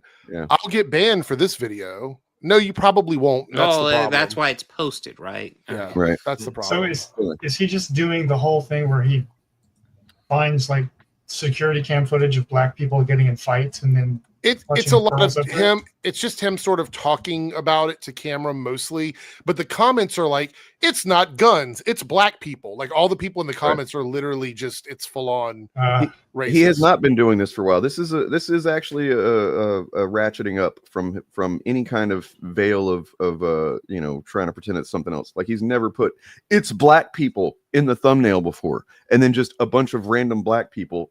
Like that's not something he's done. This is definitely an escalation. And look at the views. He's seeing the views go up on stuff like this because YouTube rewards this kind of bullshit content. He's seeing the views go up on it on another channel other than his main channel. So I suspect he's just going to make more content like this. Next, it'll be it's trans people, it's gay people, it's Jewish people. I assume that's like the videos he'll be making after this one. I mean, it is one of those things where, yeah, I can guarantee you that will be what it is because you can look at the views. Over 120,000 on that one. Right. Nothing else on this channel comes close. Exactly. So why is that, YouTube? I've got a question for you, YouTube. Yeah. Why is that? Why is it that a race war baiting video made by someone with a MAGA cap on a channel full of really bad videos, probably the worst one on the whole channel, why does that one get the most promotion? What is the reason for that? Yeah, YouTube, why are you monetizing racism? That's Hover incorrect, over that, Bob. Bob, is that your screen? Yes. Hover over that thumbnail. It's Yeah, monetized. it is It's monetized. Yeah. And there's no restrictions on it. But he'll get banned for it, I'm sure. Do what? What? Yeah. He needs to be fucking banned. I'm sorry. Like, he needs to be gone. It's fucking. I mean, he should have been gone for one of the first videos he ever did, where he was advising people how to hide their child porn. That's where he should have gone back. Yeah. I mean, he should just not have a career just because he, like, put aside all the racism. His content is the most boring shit on the goddamn Well, he lost Melanie planet. Mack because she basically quit. Melanie Mack hasn't uploaded a video in forever on either of her other two channels. Her gaming channel, she goes live, and that's pretty much it. Her main channel is crickets. It's been probably a month, maybe more, since Melanie Mack has uploaded a video. Just like I said, she quit YouTube. I called this when I made the video about it. I was like, she says she's taking a break. No, she's gone. She's gone because the money isn't there anymore for Melanie Mack. It's not there. And same thing with a lot of these other channels. I've been watching a lot of these other channels are trying desperately to hold on to their nickel and dimes from this content because none of them want to make this stuff. They don't really want to make it. They're stuck in the cycle of making money off of it. That's what it is. And like you said, allows it. Like you said, that's going to push them into more and more extreme positions as they keep chasing the views. Yeah. Do you think she still has that storefront that sells that like merch where it's like that shirt with the drawing of her on it, like the shitty fucked up drawing where it says I don't know. I didn't even know it? she had a store. I didn't know that. I didn't even know. I thought that was like a shirt that she sold. I don't know. What I saw at the time. If she's not actually like doing this for a job anymore, I might not feel bad about dropping some money to wear that ironically. I want to point out they need to be very careful about calling it Tylenol, which is why you see Trump struggling to say the actual name of the medication. They have to be really careful because Tylenol is a company. Yes. And they are slandering or defaming or whatever the word is for this company. They are tanking the company to push this garbage medication from Dr. Oz and try to find a scapegoat for autism. So that's why they've switched up and they've stopped saying Tylenol. But the problem is they are affecting Tylenol. So I would not be surprised within the next couple months that Tylenol starts to look to maybe file a lawsuit against the government. Yeah, I was thinking that because what's funny is the reason he said Tylenol in his press conference repeatedly said it is because he couldn't pronounce the name of the actual generic drug. Right. I mean, in the UK, acetaminophen is a very complex word. Well, by the way, in the UK, we call it paracetamol, which I think he could probably manage, but he couldn't manage that. So, he switched to Tylenol after failing to pronounce it, and it could result in I hope it does. I hope they sue him. Turn about his fair play. This is serious stuff. They should sue him for $15 pretty billion. clear. Like he still thinks that whenever he still thinks that people are coming from asylums across the border. Trump, I mean, you know what I mean? Yeah, that's what he thinks. That's what he thinks political asylum is. Yeah, no. When you said that, I was like, is that what he thinks a political asylum is? Holy fuck! No, oh my God! And like, yeah, and it's clear that what happened is at some point somebody said that they're seeking asylum, and he fucking only half listens to anything, I'm sure, and then he just hears that word, and then nobody's corrected him. Everybody's afraid to fucking say, actually, it's not. You're completely wrong on what you're saying there. Nobody's gonna say that to him. He's like Boomer Aiden Ross. That's incredible. Yeah, I wonder, because he was saying Hannibal Lecter for a while for bizarre reasons. I want to know what somebody actually told him to say there, and he got it confused in his brain and said Hannibal Lecter. Well, probably because he heard asylum, and in his mind he just connected with Silence of the Lambs and Hannibal Lecter's in an asylum. I don't think the synapses are firing that much. I think somebody said something to him that sounded like Hannibal Lecter, and that's what he heard. See, I was thinking that it's more like he's accessing the last like kind of cogent memories that he has, which are from the early '90s, maybe whenever Silence of the Lambs came out. I don't know. Yeah, it's rough that this guy is technically the president, but yeah, as we said earlier, Stephen Miller seems to have his hand up his ass and piloting the ship. So that's good. We're waiting. We're still trying. We're here, God. Well, there was a 2-day window on the Rapture, so it's all the way through the end of tomorrow. So my question is, and I know they'll just change the date because that's what they always do. Yeah. But if someone didn't get raptured and I go like, hey, my friend who went to church every week, he's gone. Did you not go? Does that mean that they're going to feel like maybe they didn't get taken and they're stuck here with everybody else? Not strictly speaking, because the rapture's not in the Bible. Is this factual? This is, I mean, not to doubt you in particular, but I mean, is this something that we can confirm that's yes, yeah, that's it. That's like leucovorin. I've never heard of it, but it's like a folic acid treatment that you do for autism. But it doesn't have any major, from what I could find, there wasn't a lot of major benefits from it. It's got some limited usage, but it's just like ivermectin. It's another one where they're just like, oh, this thing works and you should be taking this. Well, I mean, but the giant difference there is that ivermectin, I mean, it was wrong, but I mean, it was at least ostensibly they were saying it would treat an actual sickness that you can get. You know what I mean? Whereas this is just like somebody's autistic and you're supposed to take essentially Tylenol and it's going to treat that. But I also want to point out that a lot of conservatives are also saying that when RFK Jr. talked about like removing things that cause autism, they thought they were going to be getting less medication. Now they feel like they have to have a prescription for something else. Now their child has to take forever for autism from his company, which is a problem. I mean, if that's true, if it's vitamin B deficiency treatment, then they're literally selling snake oil now. The government is literally selling snake oil. Yeah. By the way, kind of pivot real quick over to some just fandom stuff. We can come back to other stuff, but like first of all, there's this fandom stuff. Yeah. Remember we used to talk about that shit? What? I heard she was not going to be playing Captain Marvel anymore. I heard. Oh wait, hold on. 1 second before we move further into this, the vitamin B thing. I just looked it up.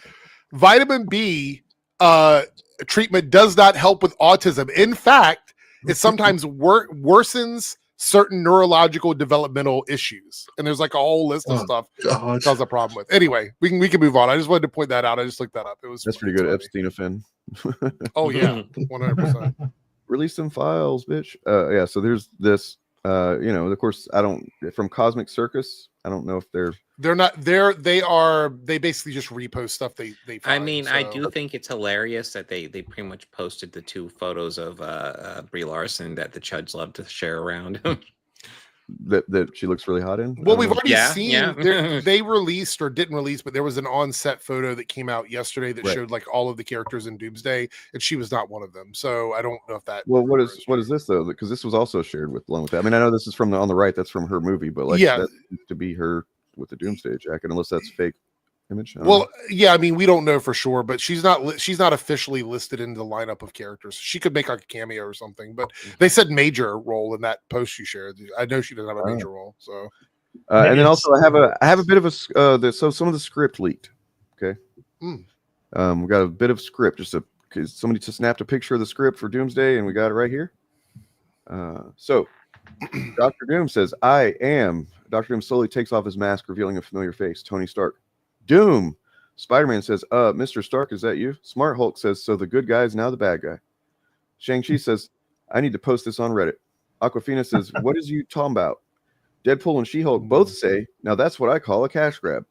The Wasp says, finally someone is taking off their mask. Wong says, I must depart. Captain America says, Avengers, assemble. And then Optimus Prime says, I am Optimus Prime. So that's going to be a critical movie. That's real. I believe this is That's real. genuine. Yeah, 100%. This is real. I was there. I saw it. The award for best screenplay has just been locked down. Yeah. Do we have any Eric July fans in the audience tonight? Any Eric July fans? His Rippaverse is doing so well now. He's bringing back For Canon's Sake again. Because he's so busy, he has time to do a daily live stream called For Canon's Sake. Also, I want to point out he doesn't watch any of these TV shows or movies anymore, so I don't know what the stream's going to be about. Also, somebody pointed out that it should be For Canon's Sake. Yeah, I've said that. Yeah. So he argued on Twitter that no, it shouldn't. It should be For Canon's Sake, because he doesn't understand what that means. That I kind of baited you, tried to bait you in your server about Eric July and the Rippaverse. Somebody had posted in the Rippaverse subreddit about they'd asked AI whether or not the Rippaverse was failing. And we could look at that if you wanted to. Or I did want to also say that there's a little bit of a rabbit hole we could go down. I looked into the history of TPUSA, Charlie Kirk, how exactly he got not his start, because he was a self-starter, in terms of starting TPUSA at 18 years old, but at 19, 20 years old, what really boosted this guy to the position he's at? What was he essentially seemingly groomed for? Who's the money behind Turning Point USA? And why the fuck was his memorial essentially a fucking fascist rally? And where did all that money come from? Yeah. Right there, because I've got answers to that stuff, but it's up to you guys. Well, we can do that, but I'm kind of Charlie Kirked out, so I might not want to sit through the whole thing. if anybody is interested, back in April, I put out a really long video called "The Truth About Anti-Woke Grifters," and there's one of the 7 sections in that video is about Charlie Kirk and Turning Point USA and the affirmative action grift. I swear I didn't know. But it has turned out to be kind of prescient because of the way that people have tried to lionize this guy, whose whole thing was I could go to college, but what if I lied about black people for money instead? And then he just lived that until he died. Well, the one thing about Eric July bringing back For Canon's Sake, I wonder is if he's going to now be complaining about the canon, the deviations from canon in ISOM. He could be going on a crusade about the idiot that messed up the continuity of that series. So my personal vote is we can dive into Eric July, and then if we're still up for after that, we can do some of the TPUSA stuff, because both interest me. But I do feel like Eric July is a bit more what our fan base is looking for. Yeah, somebody asked in the Rippaverse subreddit, I have a quick question, and then it was actually not a quick question at all. Imagine that. I mean, the question he ultimately asks is it failing or not? But then he shows his conversation he had with, I guess this is Google AI that he used, Gemini or whatever. So no, the Rippaverse is not failing. It is a profitable direct-to-consumer business that emphasizes sustainable growth and profitability over vanity metrics, according to its founders. So you're literally asking AI, and it's telling you what the founder says. Who, that's not really the best way to come about a truth of a matter. Eric July and their business strategies. Let's see. The perception of failure stems from misconceptions about how the business operates and a misunderstanding of how to interpret sales figures. That's Eric July speak. That is the AI copying how Eric July talks. Well, I recognize his style. Well, it becomes way more obvious that this is not something to trust whenever it conflates dollar sales amounts with units sold and says that he sold 100,000 copies of the omnibus. When actually it sold less than 1,000 copies of the omnibus and made $100,000. But the AI gets those things confused. So I'm not convinced this AI business is very Yeah, it's kind of not. They're starting to lock away all of the usefulness of AI behind a paywall. So I feel like a lot of people you'll see a lot less people using it at that point. So the misinterpretation of numbers. This is you, Eric. You've done this. People may focus on superficial sales figures without understanding. What do you mean superficial sales figures? Sales figures matter without understanding the broader context of the business. I mean, let's be clear here. Eric July is one of the most, and I hate to say this, like in terms of his numbers and his units and stuff, he's one of the most transparent people because he puts it all on his website. So there's no missing context. Everything is literally on his website. You can go there and look and see it, unless he's fudging the numbers. If this was even accurate, which it's not, is not true or accurate read of the thing, then it would be his own fault that people are misinterpreting because of the information that he puts out. Confusion with crowdfunding. Oh, this is definitely Eric July. It's not crowdfunding. The direct consumer model is sometimes mistaken for crowdfunding platform, where failure is more easily defined by unmet goals. And he always meets his goals because he establishes the arbitrary goals himself and changes them, based on what he, at least reasonably expects to get. So yeah, focus on profitability. Is it really? I mean, this is so dumb. Yeah. Long-term viability. Yeah. Do I need to bring up the chart again? I'll bring it up. But yeah, just to real quick here. So the Rippaverse years 1 through 3 omnibus approached 100,000 book orders by mid Q3 2025. That's crazy. That's a crazy number. Books. That would be the best-selling thing I think Eric July's ever done. Right. And it also calls this Nor Africa. Glorious Death #1. Close That's enough. not even. Yeah. That spelling mistake probably came from Eric July's website, though. So the fandom appears to be growing. Do we need to go check out the subreddit again? Yeah, the subreddit is a ghost town full of like trolls and stuff. It's nothing going on there either. Well, that's where we're already at, actually. So we might as well check it out. How many people are online right now in the Rippaverse subreddit? Literally none. Nobody. Oh my god. Hey, Braxcast holding it down, man. Fucking way to go, Braxcast. You're just like the true fan. The Horseman versus Iceman. I laugh every time I see that name. The Horseman. So stupid. Played Wait, by Isom- Dean Cain. Isom has no formal martial arts training.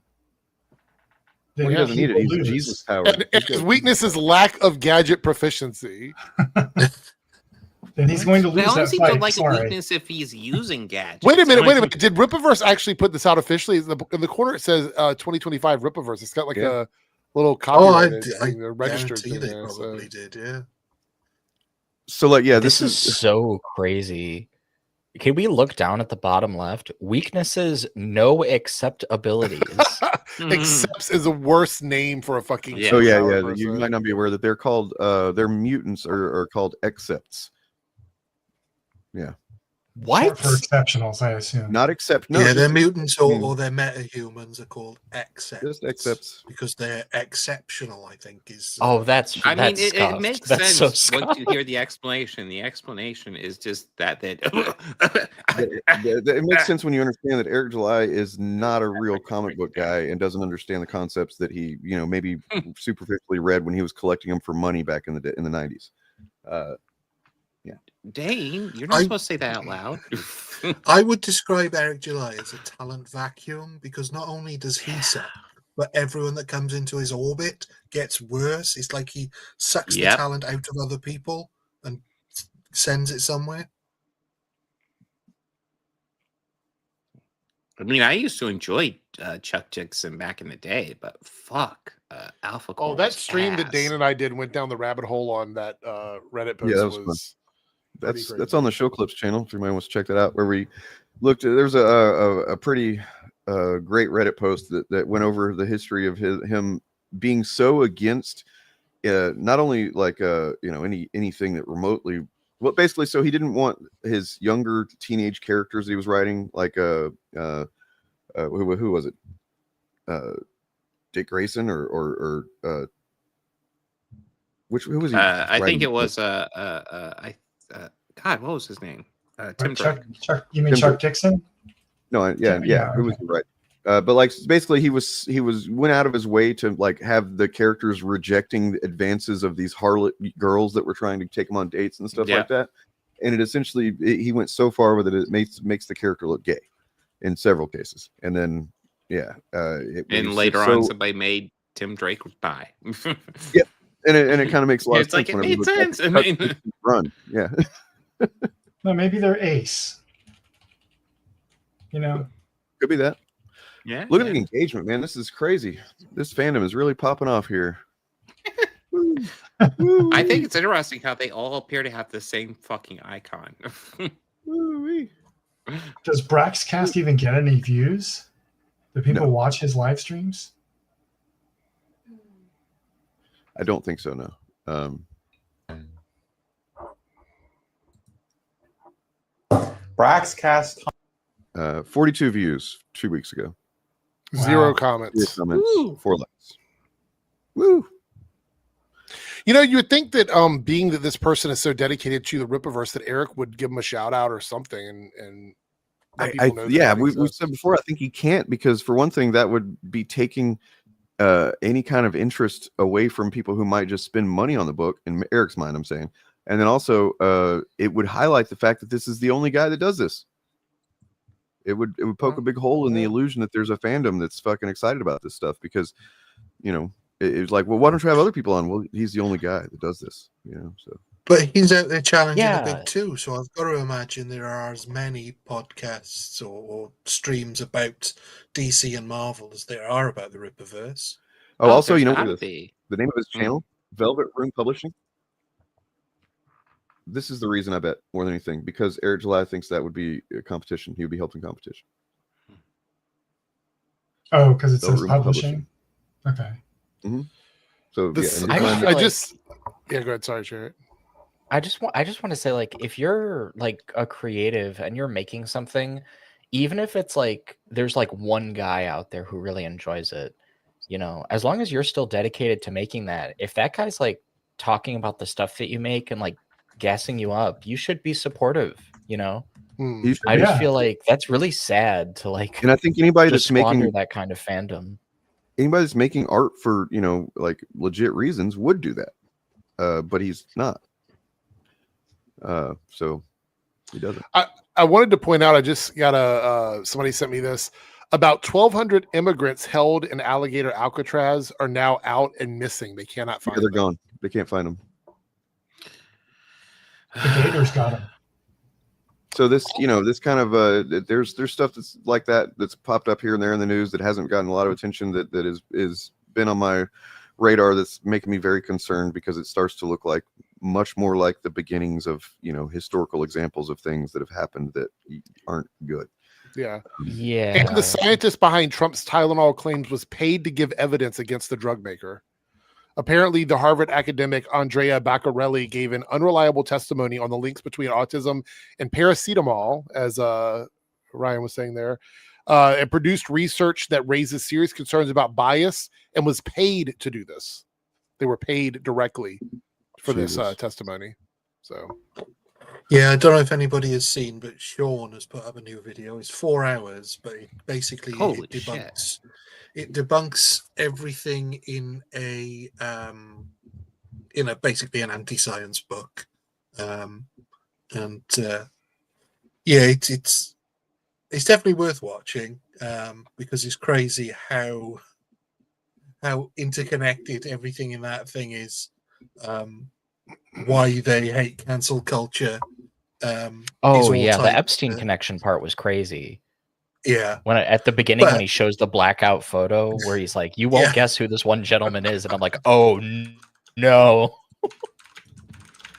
But it highlights a point that there are probably plenty of right-wingers there who are pulling quotes from that book to prove how out of control cancel culture and DEI is, and it takes him 4 hours to thoroughly debunk all the stuff in there, whereas you can lie about it in 5-10 minutes.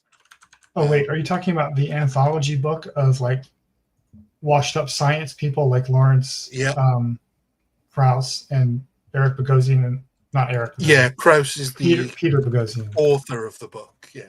Yeah. That's the one. Yeah. That's the one. Yeah. Yeah, the But war on the- science. the- We talked about this on the Fatcast a while back because the war on science, and they're focused on cancel culture and shit. When it's like, except the administration is actually doing some real anti-science shit. Well, that's what literally. Sean points out. He points out that clearly this book was written before they thought Trump was going to get re-elected. But I don't think the so. relevant section in there is that a woman who says that the opioid crisis was overblown happens to be funded by the company that makes the opiates responsible, the oxys, basically. So yeah, we same got some super grift. chats here. Yeah. Space and Goats, $5 super chat on my channel. Thank you so much. By the way, we're 3 out of 5 super chats on my channel. If we hit the goal, you guys get to pick the chat I react to. The poll is up in the chat. Used to be on the right, and the anti-woke grifters drove me from the right and ended being more left for some liberals. Nerdrotic was the catalyst. Well, that's Actually, good to hear, and I can see Comrade. why Nerdrock would do that. Because, Jesus Shout out to my Christ. based Dragon Age enjoyer. Yeah. And then just Extremely an extra talented. $1 here. That Yeah, I yeah. don't know Chelsea, what- thank you. Yeah, I appreciate it, Space and Goats. I've seen a lot of those comments recently, especially on my Q&A post, where people are telling me that they are breaking away from that now, like over the last couple months. I'm not sure what's happening, but I'm seeing a lot more people who are no This longer brings up, interested in watching. reminds me of something I said I thought we could cover maybe, but like this is honestly the kind of thing that everybody should go look at on their own time as well, because there's so much of it. But you go to Saltier Than Crate and this post, have you all actually in fact actually got into alt-right pipeline without knowing it, or you somehow managed to avoid it without knowing it? And the answers are kind of overwhelming, just like in terms of how many there are. And you know, it's really stupid looking back, but I fell into that rabbit hole after The Last Jedi. Same, because Admiral Holdo was written to be a bit of an ass and was actively standing in Poe's way. And this, they talk about, you know, Last Jedi for a while. Used to watch Mahler, Critical Drinker, The Quartering. After The Last Jedi came out, really didn't like the movie. Still don't for my own reasons. I'm not sure how I got out, but damn, that was close looking back. Only watched Mahler, and even then just a handful of videos. Well, some people are just like, no, I didn't really fall into it, or I barely did for a minute or something like that. But there's a lot of people that, you know, it's just kind of enlightening to read through these. And there's a lot of them. Yeah, and it's an easy thing to do because I think it's harder now just because they've continued to shift while new audiences coming in now can see them for exactly what they are. But when they first started, it was all so much milder, and so it seemed like genuine criticism.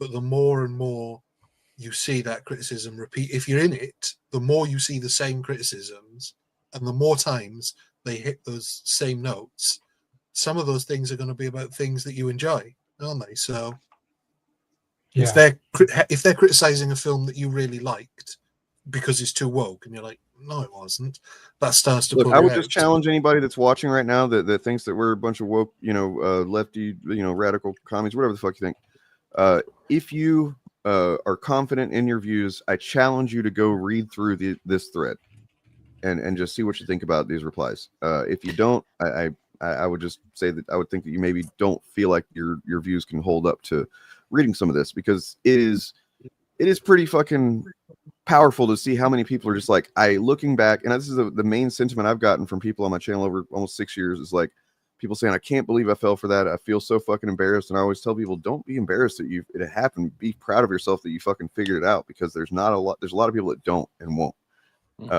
You know, to be able to recognize that you've kind of made a mistake, and it's not entirely your fault anyway, because these algorithms are fucking, you know, that's what they're doing. And then the people that are making the content are intentionally manipulating the algorithms in order to get you fucking hooked on this shit and make you think that it's organic and make you think that you're coming to these conclusions by some fucking, you know, natural train of logic, when that's not what it is. It's activating your fucking emotional responses to things that maybe you have some valid criticism of a movie or whatever. That's not what we're saying.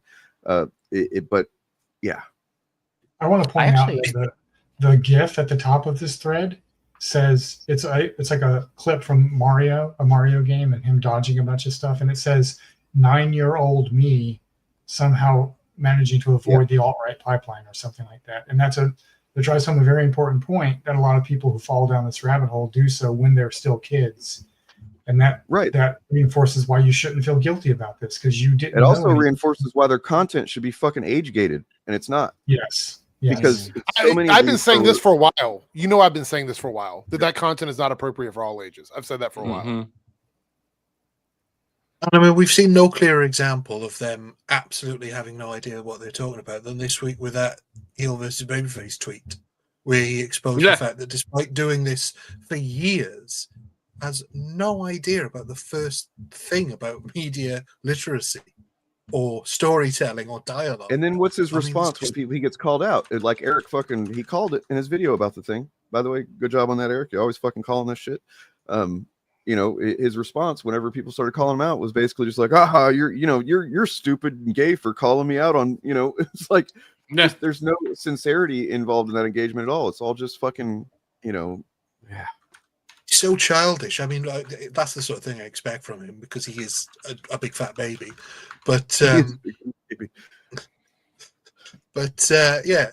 he made a stupid mistake because he's an idiot and doesn't understand storytelling, and thought this was an opportunity to jump on the grift that nobody else had spotted. Everyone called him out for getting it completely wrong because he's a giant idiot. And so what does he do? He doubles down and he says, actually, you're all the idiots. That's a Cartman move. Was this a cyborg thing? Yeah. I don't know. Yeah, they always do this. They post content that shows anyone who knows what they're doing that these guys are not engaging with the content at all. They're not watching these movies or reading the comics or anything. I was looking at a Literature Devil video the other day for some ungodly reason, and he was doing his breakdown of the movie Prey. This is a new video. He decided to rewrite Prey. Oh my god! Very to timely. make it like conform to the hero's journey. And he keeps mispronouncing the name of her brother, which is in the movie is Tabe. And he keeps calling the character Tabe multiple times. And this video is still public. I mean, maybe he should watch the movie before he attempts to do some sort of breakdown of it. I don't know. Exactly. I do want to give a quick shout out, though. I had a super sticker of Vibes from Space and Goats. So thank you for the super sticker. Appreciate it. And another $1 super chat. Thank you so much. I do appreciate all the support, you guys. Yeah, they are lazy. And in fact, in terms of IP relevance, this Peru here is just so fucking stupid. He seizes on the fact that it says this is a relationship story, as if the Predator's going to be banging this half a android in the movie or something like that. That's seems to be what he's appealing to. I don't know if he actually. No, they definitely are. Didn't you know that? It's so fucking stupid.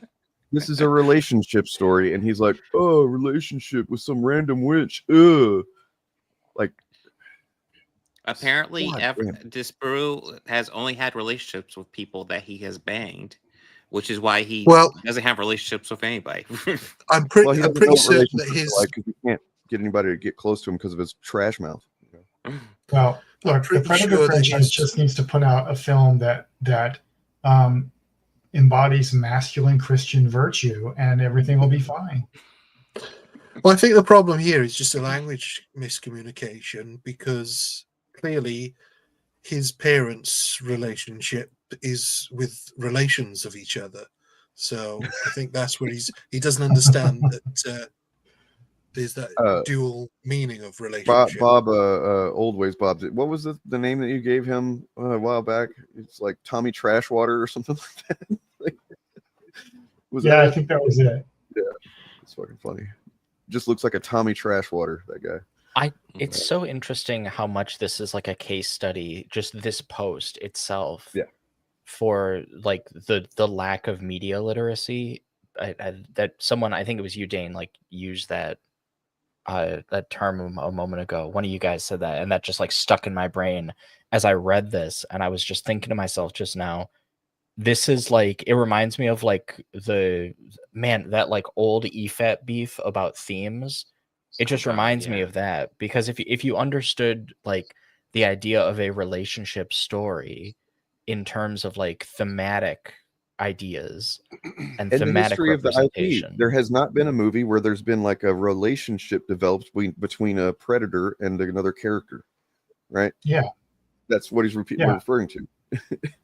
Yeah. I think this relationship only means like romance or sex. It's not just like any connection you have to another person is a relationship.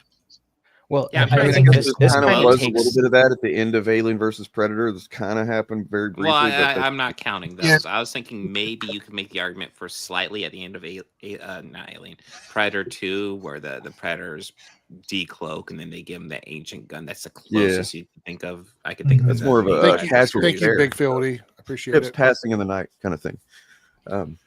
I do have it. There was Trump posted out basically a self-report just a couple of minutes ago on Truth Social. I have it down here in the bottom. About Kimmel. Here.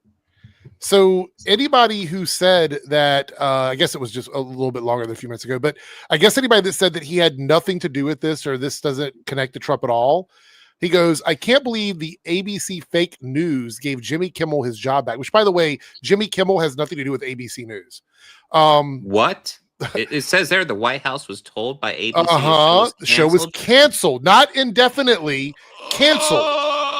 Something happened between then and now because his audience is gone and his talent was never there. Why would they want some back who does so poorly, who's not funny, and who puts the network in jeopardy by playing 99% positive Democrat garbage? He's yet another arm of the DNC, and to the best of my knowledge, that would be a major illegal campaign contribution. What? I think we're going to test ABC out on this. Let's see how we do. Last time I went after them, they gave me $16 million. This one sounds even more lucrative. A true bunch of losers. Let Jimmy Kimmel rot in his bad ratings. For me, it's all in that second sentence. That is him saying "fuck the First Amendment." Well, also, which one is it? Are you going to sue them, or are you going to just let him rot in his bad ratings? It's also cool, or not cool, but it's interesting that he doesn't know why Kimmel came back. No one informed him what happened. Well, this is the same thing with the previous thing we just looked at. It's difficult to tell what these fucking people often like. Do they understand what's really going on, and they're just saying this because they know their audience are fucking kind of stupid and just reactive, or do they just actually think this way? I don't know. I can't believe like this whole thing is a self-report, and like you said, Bob, right at the beginning. Right at the beginning, the White House was told by ABC. Keep in mind, fucking all the people running defense for this in my comment section said the White House and ABC had no communication at all. He's saying here the White House was told by ABC that his show was canceled. I'm like before this, like what pretty much the story was essentially Brendan Carr. Right. There might be a threat from Brendan Carr, but not from fucking Donald. There's a threat here from him. I think we're going to test ABC out on this. Let's see how we do. Last time I went after them, they gave me $16 million, admitting that the last time he did this and he got money from them, it was all just to see how far he could go. Yeah. But also, really want him to sue them this time. Yeah, from 2023. I saw this.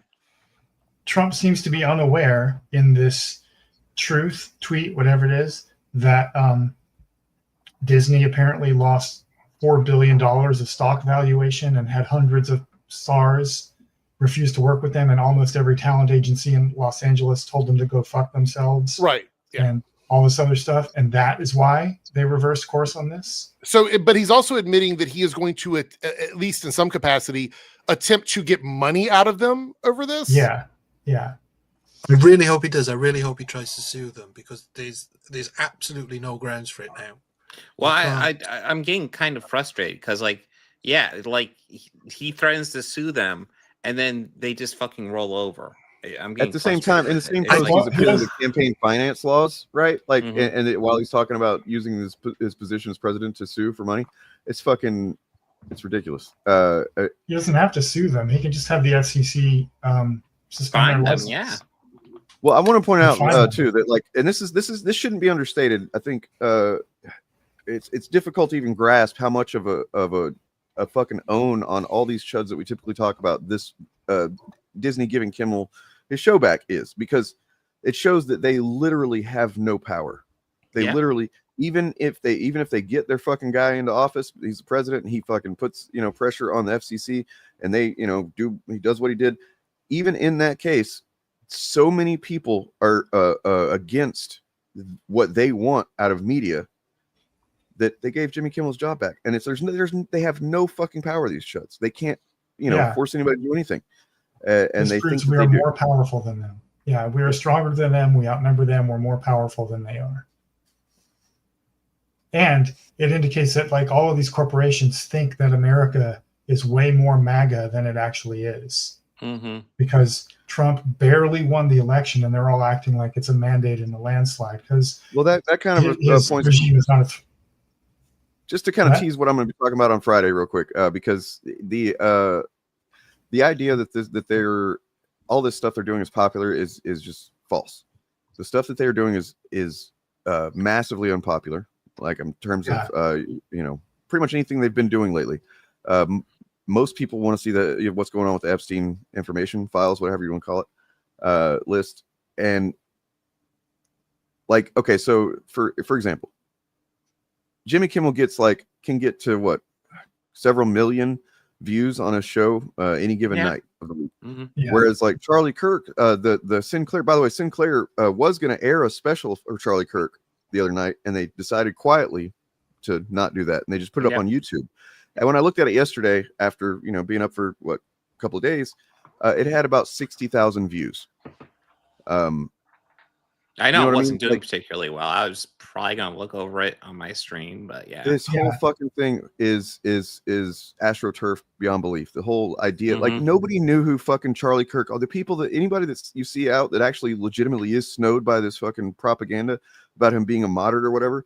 They didn't know who he was prior to a couple of weeks ago. Most people couldn't have picked him out of a lineup. When was the last time you even fucking thought about Charlie Kirk prior to him being killed? It was when he got fucking owned by a college student a year ago in Jubilee, or when he got owned by that feminist in UK. I was about ready to say when South Park did a little bit with him. It wasn't that much, too. but Right? But like prior to that, he was fading in relevance, but you know, and that the reason that they seized on his death so much is because, for one, they were looking for something. If you look back at prior to that, they were trying to paint the radical left in LA and blah, but nobody was doing enough for them to justify the crackdown that they wanted to do. And so they, you know, that's why it went into motion so quickly whenever he was killed, was because they're like, oh, here's our moment, right? And they're going to get their investment. They're going to get their money's worth out of the investment. And there was quite a lot of money invested in Charlie Kirk over a long period of time. Anyway, we'll get to that Friday. I was gonna say, did you also see that they posted the National Guard had cleaned up so many things? They were posting like how much trash they'd removed in different cities. They're like, oh, they did landscaping here and they removed trash there and all this other shit. And I'm like, so you deployed the National Guard to do janitorial and landscaping? Like, well, I mean, they can't do it. They're busy on Grindr. Yeah, that's true. That's true. So let's get this right. They wanted to figuratively clean up the trash, and they actually ended up literally cleaning up the trash. Cool. Yeah. Yep. Oh, the ass thing. I don't know if you talked about the second thing that he did. We talked about it last night on my stream, but he doubled down on it and pretended like he did it all to own people, to make people angry or whatever. It's like, come on, dude. Oh wait, we got a seat in Arizona tonight. Is that right? Yeah. Sweet. We, as in, I mean, it's we. Well, yes, I mean, when I say we, I'm talking about people who aren't fascists, I guess. Not that I'm a fucking proud to. Yeah, no crimes solved, just janitorial stuff. Yeah, pretty much. Overpaid janitors. You know what? I got a solution. Pay janitors what you pay the National Guard, and just let them go home. How about that? Maybe let's pay everybody a living wage. Maybe that's a good one. Maybe everybody nobody who works full time should be poor. I don't know. To quote a famous guy, maybe you let the people who are smarter allocate those resources. You know. Oh, apparently the person won in a landslide, so it was pretty big. And there's 2 more up for grabs. So surprise, motherfucker! Surprise! I missed that meme. Bob, I meant to ask you: have you ever got any pushback from the Tyrone Magnus video from him? Did he ever come out? No, I've got nothing from him.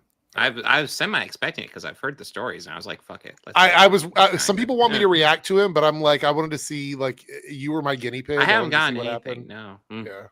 That's probably one of my more popular videos recently. Of course, I've been, fucking making videos I've been wanting to make that get no views, so that happens. God damn it. My Star Trek Enterprise rant was fun to make and hilarious, and it's got like 100 views, but god damn it was fun. There's 100 passionate Star Trek fans that tuned in to that Yes. video, so. Yeah, I mean, that just once again goes to show what content YouTube pumps into the algorithm, because that's what people tend to respond to. You can put it's black people, and then that gets 100,000 views on I'll YouTube. just crap on all the black people in Star Trek. The racial controversy of Star Trek Enterprise. Just change the title of that. See what happens. Yeah. All the picture, all your thumbnails should be a picture of Ben Sisko screaming, and just put the word it's black people on your thumbnails no matter what. Ben Sisko, it's too dated. You gotta go Michael Burnham. Yeah, just put the black guy on the thumbnail, like ordering, and then like in the video, you're just like, he's awesome, So somebody was telling me that, and I haven't been able to find the channel, but apparently there's a channel on TikTok, or an account on TikTok, where it's a white guy that just goes to like people of color's businesses where they serve food and tries to eat it and then spits it out and says it's too spicy, and he does that at all of those businesses. And is it satire? I hope it's satire. No, it's a real man, because that actually could be a funny sketch if it was satire. Like, it would be, because then it's like, white people don't season their food, right? But no, he goes there and he's like, I'm going to go try this 5-star, Spanish restaurant or whatever. And then he bites into it. And he's like, and then he just spits it out and he's like, oh, it's too spicy. I don't know how any of these people can eat this food and stuff like that. Like, that's kind of what the videos are. It's really telling on yourself. Self-own a little bit. Yeah. 70% landslide in that election. Damn. Holy shit. A lot of that is probably name Arizona. recognition. Don't we shouldn't read too much into that, because her dad, Raul Grijalva, was very beloved. But we can read a little bit into it, because it's Arizona. Yeah. And they've been doing quite a bit to paint everyone not MAGA as some kind of fucking demon possessed whatever. Well, I'm not saying don't celebrate the win. I'm just saying it's a lot of that landslide comes from the fact that she is Raul Grijalva's daughter. You know what? Somebody just pointed out. Yeah, damn, that's crazy. Where are the Epstein files? Yeah. Somebody just pointed out that Trump's tweet now would pretty much guarantee he would lose in court. If they go to court and they share that tweet, it's almost a guaranteed loss for him. So unless they get a judge that's favorable to him, that might be tough depending on where. So yeah, I know exactly. Those left-wing liberal judges.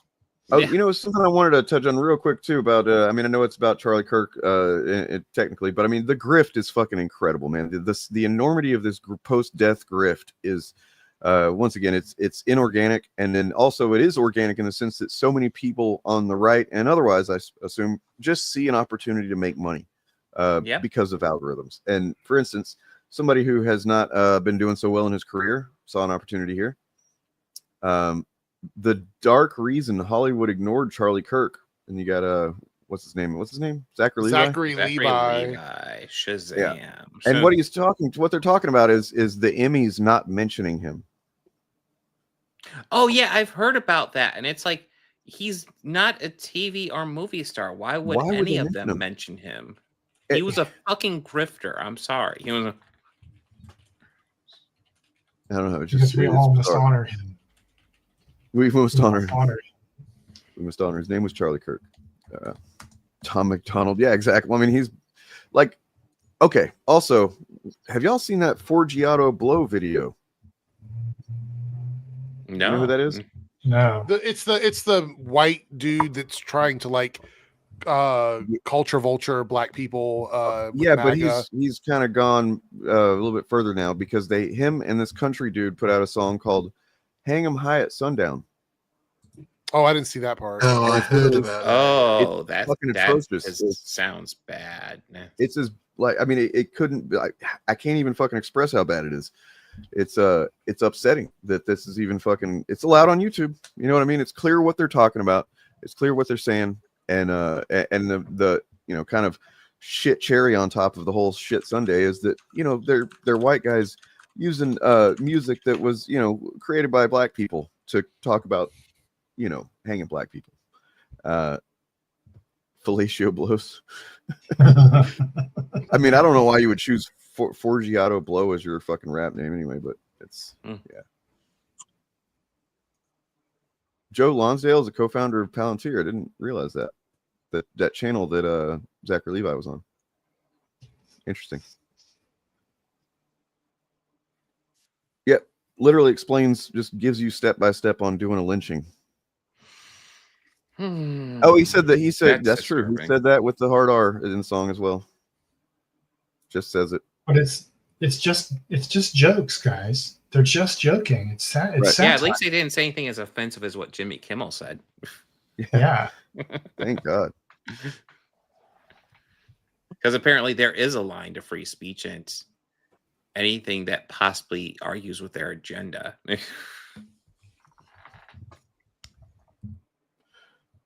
Yeah, it is. Just so you know what it looks like here. Got these two guys. Fucking. Sorry, what were you gonna say, Eric?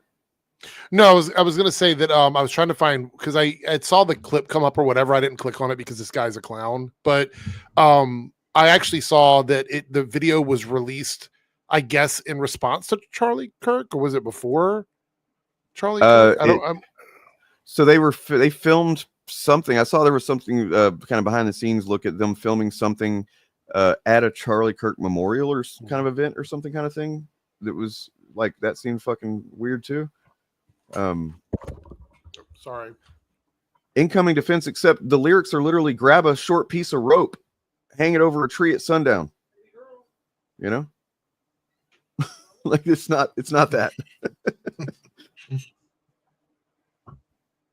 Look, I mean, look at them. They're literally taking a rope. We need a big tall tree and a short piece of rope. Hang them up high at sundown. It doesn't get any more clear than that to me. You know, leave them swinging so the folks on low and don't mess around in our town. I mean, what? Goddamn, dude! How many views does that video have? Well, I mean, I don't know the original video. I guess I'm not seeing that. I don't think there's a bunch of stuff talking about the video, but over 100,000 views as of 6 days ago. So, well, it's not great, but it's not as bad as it could have been.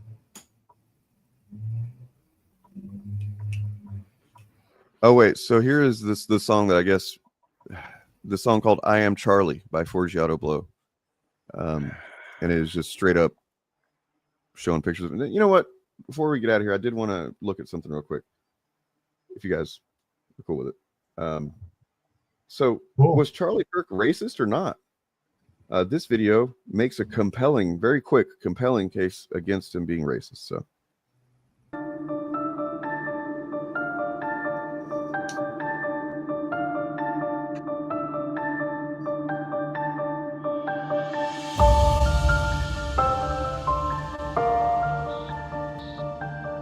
Quotes out of context.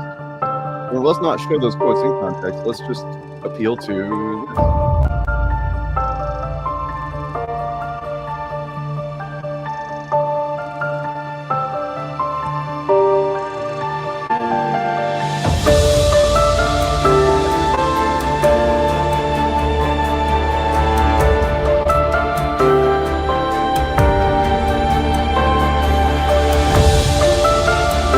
So what this video does, it's almost over. It takes like 5 of the 8 most famous black conservatives and quotes them being sad that Charlie Kirk died. And that's it. Oh, well, obviously he's not racist then. Larry Elder. There he goes. Goddamn, Larry Elder. Fuck. That guy's still around. and this is actual racism, by the way, like just appealing to the fact that they are black people and they've said this. Like and then also Ben Carson, come on, man. Candace Owens, Ben Carson, Larry Elder, and that's it. And Charlie loves them, and they love Charlie. And then here's no. It's literally the item that could have been. Charlie had black friends. So somebody did have another super chat here as well from Big Fieldy. I'm not sure whose channels that's on. Let's see. Oh, where's that?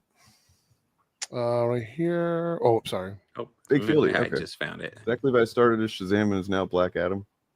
I mean, Black Adam has like some kind of moral code. Yeah. You know, he's very much wants to He's more defend like his people. Dr. Savannah. Yeah. I'd say he's more like very white Adam. Just be conscious of the. If you see something that is obvious Charlie Kirk grift bait, just fucking please take the moment to click "Don't show me this," you know, for your own sake, and just because we need to kind of, it's going to be a problem for a long time, and so it's something we need to kind of just recognize is we need to take some action on. Don't click on the video. You know what I mean? Yeah, and we need to move on from this. The algorithm is going to keep pushing it and Yeah. keep trying to lure all of us into like engaging while with it, the- and we just need to stop. And while the algorithm is pushing it, you know, the Trump administration will use it for as much as they can get away with. And when I say Trump administration, I'm really talking about his Heritage Foundation and Project 2025. Yep, the Dunn Foundation, which used to be called the Foundation for Arts and Right Thinking. Take a moment there if you need to. I think he's kind of already fading out, though, a lot quicker than they would have liked. I think I would be surprised if it manages to survive another week in the news. Yeah.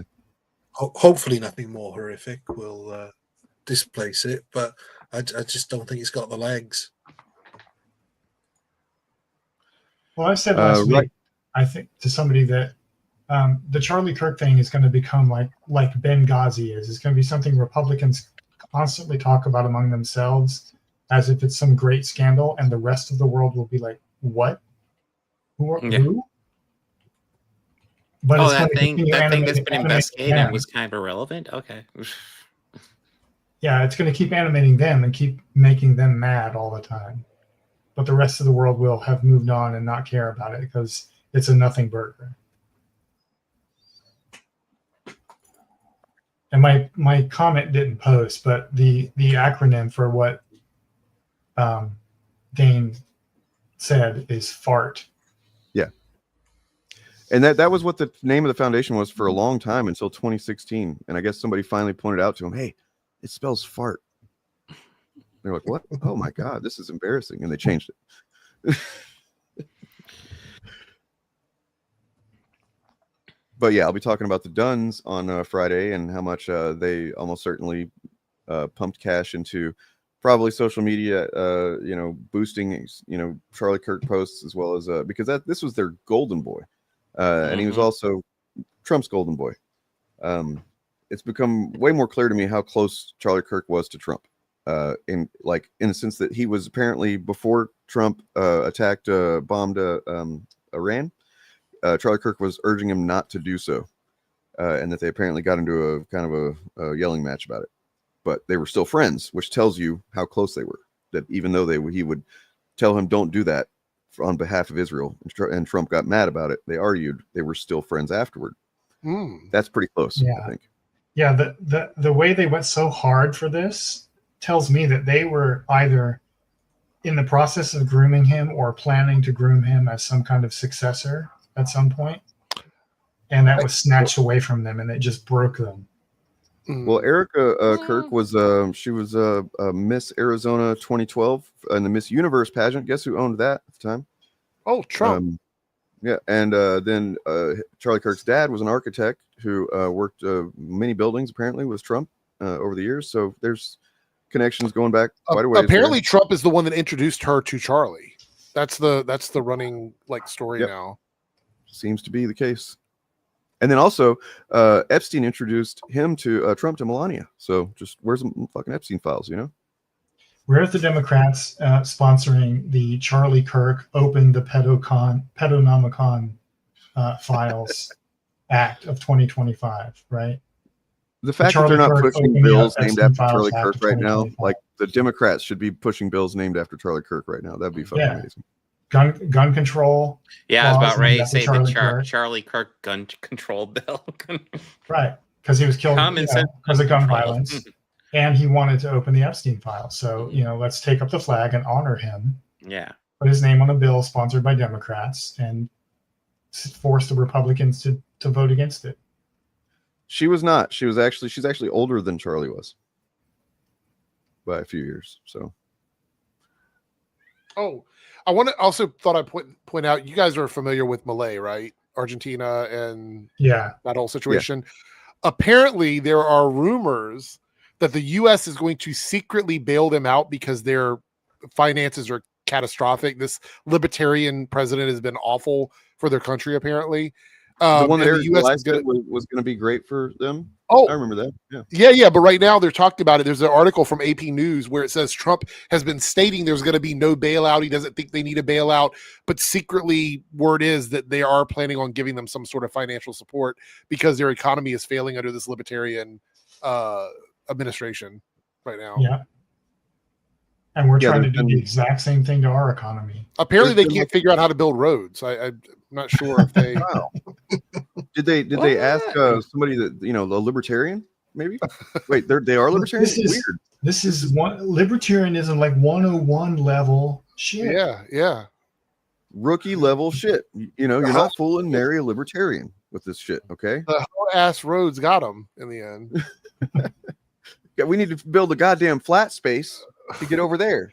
Just do for that. the hoe ass roads. We need a pimp ass interstate for the hoe ass roads, and we just don't have it.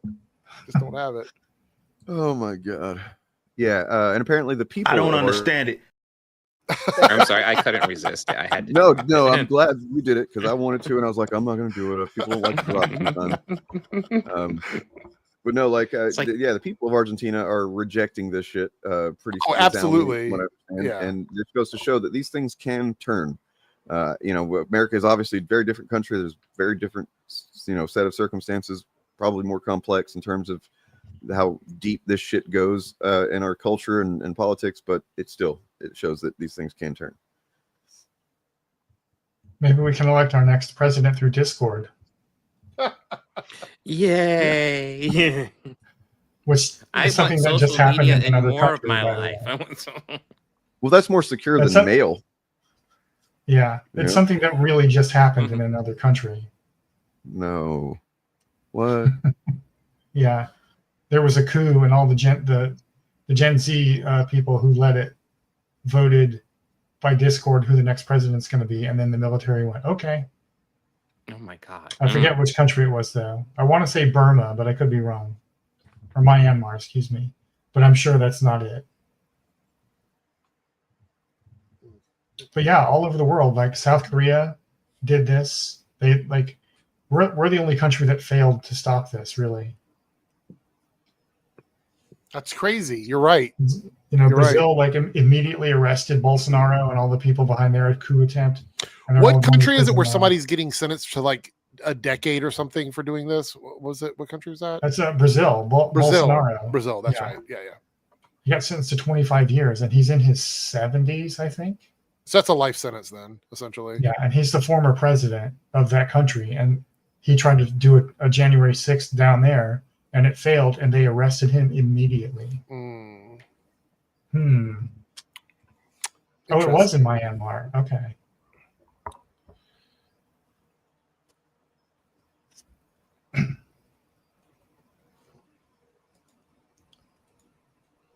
So yeah, there is still hope, folks.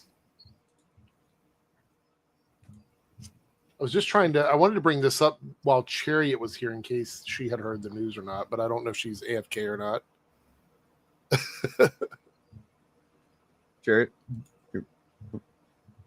I think she might be AFK, yeah. Before we go, just briefly, in Texas, they're going to try the thing, which is a bathroom access restriction for trans, non-binary, and shockingly, intersex people, which is not the same as trans and non-binary people. Intersex people literally cannot. They have no sort of like some intersex people don't even know that they're intersex. That's how it works. Like it's really difficult to do that. They found some way to do this without actually like having to check the genitals of children or anybody that might not be any of those things. Well, right?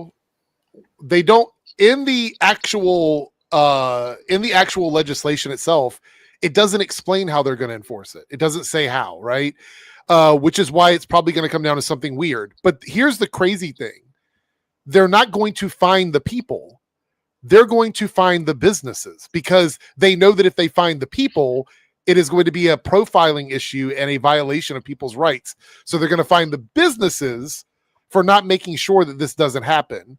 And the businesses will get fined $250,000 per report, meaning that they don't even have to prove that someone did it. If you're at your local bar and you think there's a trans person in the bathroom, and you go and you tell the bar there's a trans person in the bathroom, and they don't do anything about it, you can call the hotline and say, hey, there was a trans person in this bathroom, without them even being able to go in and do any sort of questioning or anything like that.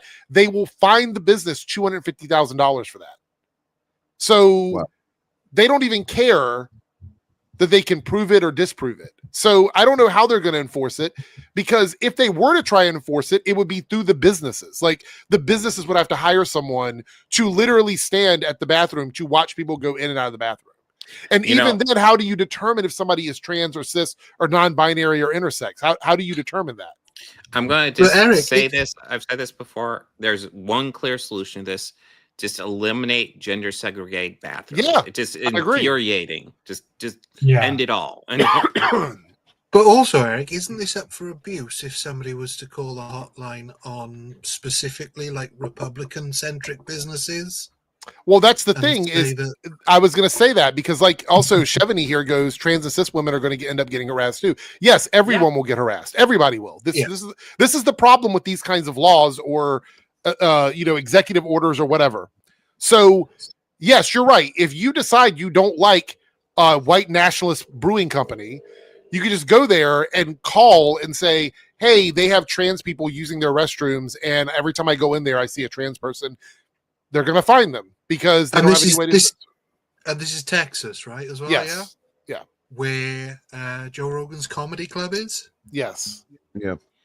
Seems like if people really didn't like Joe Rogan. By the way, there is a trans influencer that just left Texas last month to go back to LA.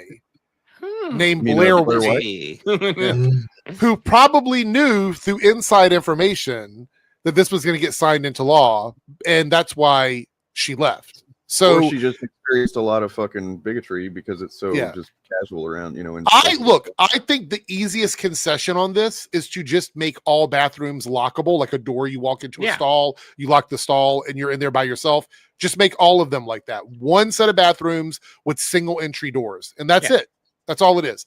But that would require businesses to pay for that because the government's not going to fund any of this. They literally just want money from the businesses. They think they're going to do something by doing this, and you're going to end up with a bunch of conservative businesses that are going to self-report and get fined for it. I mean, the thing is, though, is that this is all based on the notion that there is some kind of issue with trans people preying on people in the bathroom or something like that. Yes. And so like that, even just doing what you said, which would be a reasonable thing to do just anyway for any reason, but like still it's taking that premise way too seriously in the first place. Like there's no reason to be addressing bathrooms. I agree with you, but if they were actually concerned about safety, that's the stance they would take. Like that would be the next stance would be just make everything a family bathroom or a single stall bathroom for everyone, right? Where you lock the door behind you. It causes the least harm to everybody if you do it that way, even if they're coming at it from a bad position. The point is, I would rather have a bathroom to myself, and I think most people would agree. I would love to go in a bathroom by myself. Like when I worked at the mall, I went to places other than the public bathroom, like the stores that had the individual bathrooms, because I just didn't want to use a bathroom where everybody else is standing around using the restroom. I think most people would agree with that. I personally love the experience of going to the urinal and having this row of empty urinals and having the guy walk up behind you and choose to use the urinal directly next to you. It's a fantastic experience, I think. There are bathrooms where everything is just open and there are no locks on the doors, or like stalls, like urinals where you go in and it's all just one long line, and there's no partitions between it or anything like that. So yeah, we do have urinals.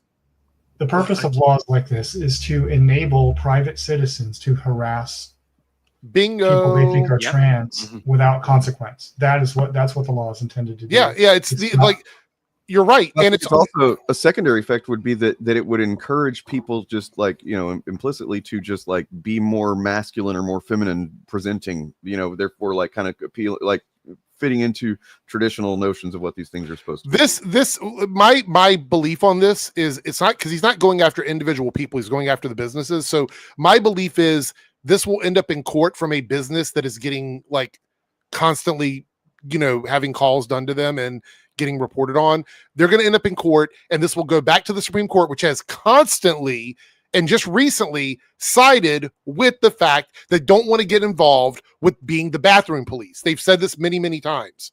They don't want to be involved in that. And this last ruling they did said that, hey, trans people should just be able to use the bathroom without getting harassed for being trans. And we're just going to, and this is coming from the Supreme Court we have now, which is crazy, right? I even said when that ruling happened, I was like, this is crazy. So the standard has been, even with the Supreme Court in the state that it's in now, that they don't want to be the bathroom police because there's no way to do it. You're going to have to start checking people's genitals, spend 2 weeks waiting for a DNA thing to come back to prove that whatever your biological sex was or whatever your sex was assigned at birth, you're going to do that. You're going to pay people to stand in the bathroom and do that. And when I've asked people, like, would you drop your pants? Say, for example, you as a cis person who has an issue with trans people in the bathroom.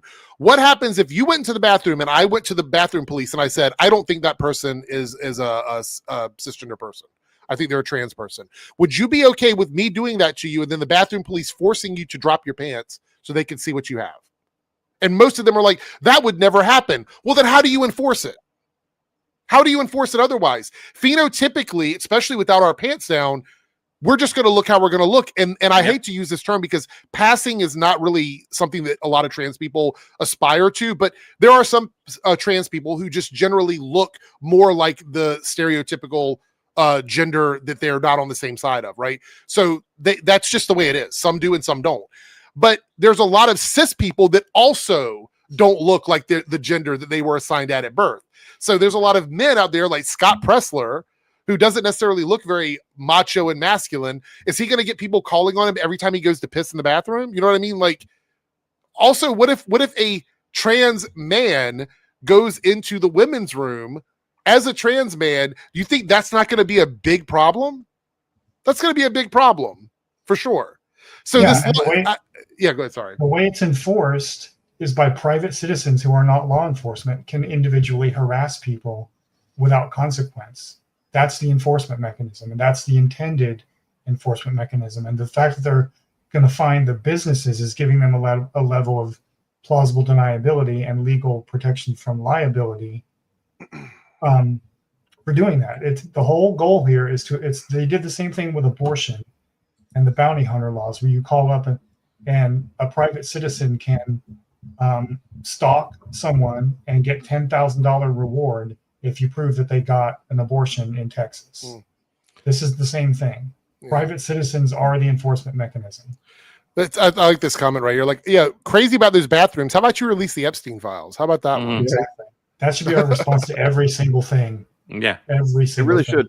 I mean, I've challenged people a couple streams now. I've said, I challenge everybody to at least once a day, on a public platform, mention the Epstein files in a relevant place, underneath some news post or whatever it is. Just everybody needs to do their part at the very least.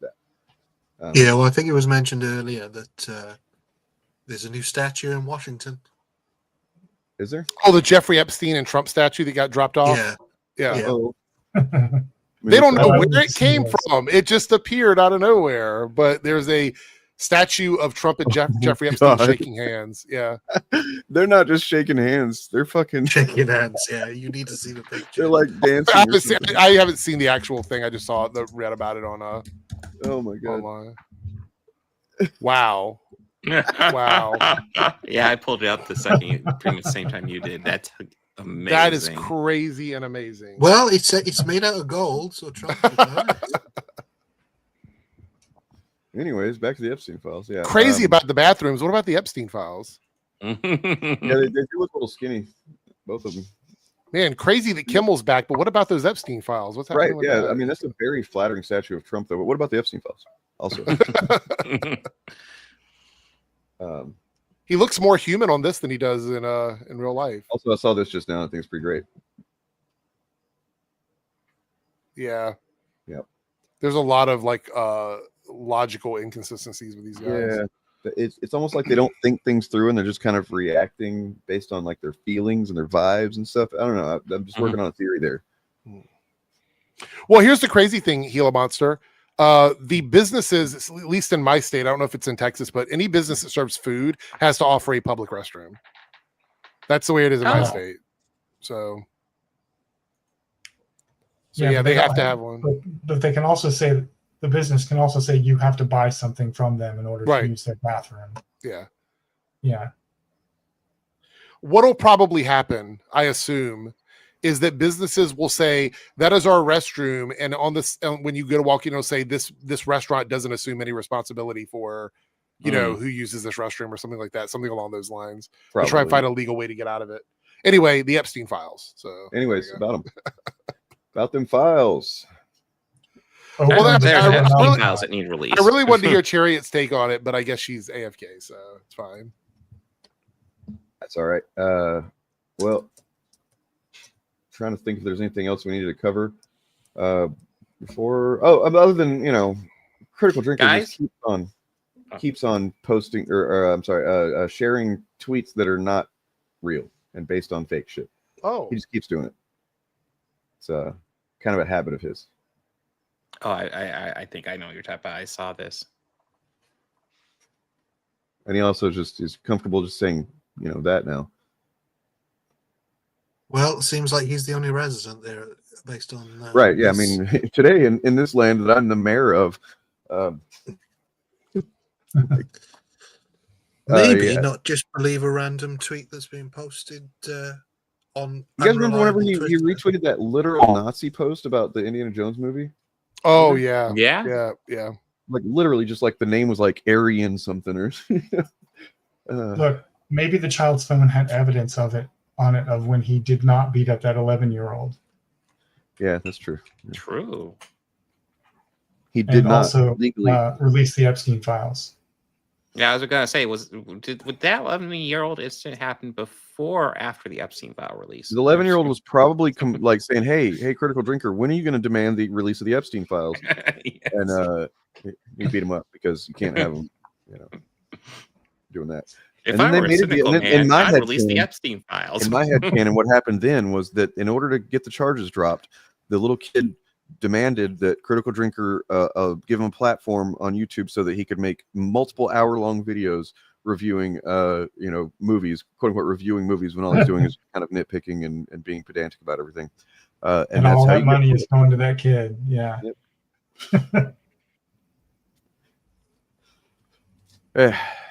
All right. That kid's name was Ranting for Vengeance. Oh God.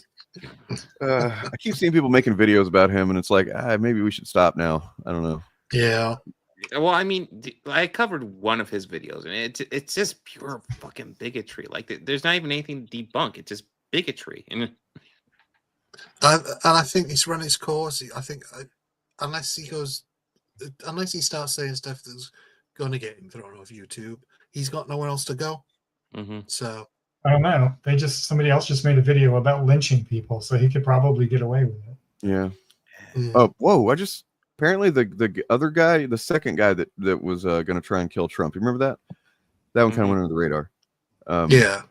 He apparently tried to stab himself in the neck after the guilty verdict today. Whoa. Which is crazy.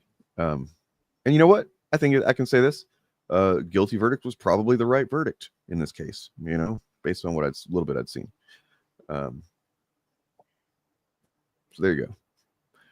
I don't officially as a position of the Shillcast wish that he had been successful in his attempt. I don't. All right, on that note. So guys, I'll be live tomorrow. Gonna cover some comic books. Probably still cover the Charlie Kirk propaganda, but we'll see. But yeah, I'll be live tomorrow. Make sure to like and subscribe. Make sure to subscribe to everybody on this. We got Actual Fandom. We got Eric Debunks Eric's Reloaded. I'm Organized Chaos Podcast as well. We got Bob the Old Ways over there. We got Nothing But Media. We got Chariot. And we got the Need to Release the Epstein Files. Yep. Brand new YouTuber called Release the Epstein Files. It's actually been around a while, but you might not have heard of him. I'm going to change my channel name to Bob of Release the Epstein Files. Actually Release the Epstein Files is going to be mine. Yeah. Yeah, all these people are linked in the description, by the way, as well as others, and you should subscribe to all of us because, you know, something algorithm suppressing something. We're Epstein victims Files of cancel culture. Does anybody? Can anybody reach out to Chariot and check on her? I mean, she's had to leave before due to various. I think she's got roommates or some situation that, Okay. I think she's fine. If it's normal, then okay, it's cool. It's happened. I don't know if it's normal. I will check in on Discord, but yeah. All right. Eric already did the other day, and it doesn't seem like they're worth covering. Talking about clownfish. Yeah. They're on their way out. Doing all Charlie Kirk stuff. Well, and I saw that in that post we looked at, the Salted and Crate with the people that had gotten out of the algorithm all right pipeline. There were several people that have listed clownfish as being one of if not the first one that they kind of got hooked on. So to see them kind of on the way out is pretty good. It's a good thing. Hopefully that this, I mean, look, the Charlie Kirk thing isn't going to sustain any channel forever. So if whatever channels are getting a boost, we just hope that they don't find another way to keep their hooks in the people that they've got, right? I was mistaking them for side scrollers. Maybe Clownfish TV is doing all Charlie Kirk too. I don't know. I remember back, I think it was even shortly before I even started covering the Chuds. Clownfish TV was Kevin Smith. I think actually called out Clownfish TV for going after. Yeah, that was the last time they had anything, and they definitely seized on that. He made a mistake there. Kevin Smith did. Yeah, even acknowledging them because that's what they want. But yeah, Friday. Be sure to check out Live AF Friday because I'm going to make the point that I don't think that there really are Republicans anymore. I don't think that any of what we're seeing are Republicans. I'm pretty confident that what we're seeing are libertarians, and that most, if not all of them, that are relevant right now are accelerationists. And they're pushing the country off a cliff intentionally, and I think that does apply to people like Nerdrotic and Tim Pool and all these people. I think that I've been lacking a full understanding of this whole thing for a while, and I kind of just, due to recent events, came to this conclusion that I think that's what's going on. But yeah, I'll make that case on Friday, as well as looking at the history of. Is 100% correct. That is something Charlie Kirk regularly preached about. Yep. Don't waste your time arguing with these people, guys. If you're gonna do anything, make content debunking stuff. Be thorough with that. Don't engage with them generally, like on social media, because there's no point. There's just no point. Other than that, if you do anything, if you can't do much at all, if you can do one thing, ask them about the Epstein files multiple times a day in relevant spots. Don't let it go away. So on that note, let's see what we got here.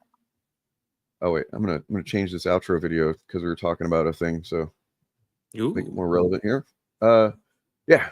So I don't know. Here's some jams.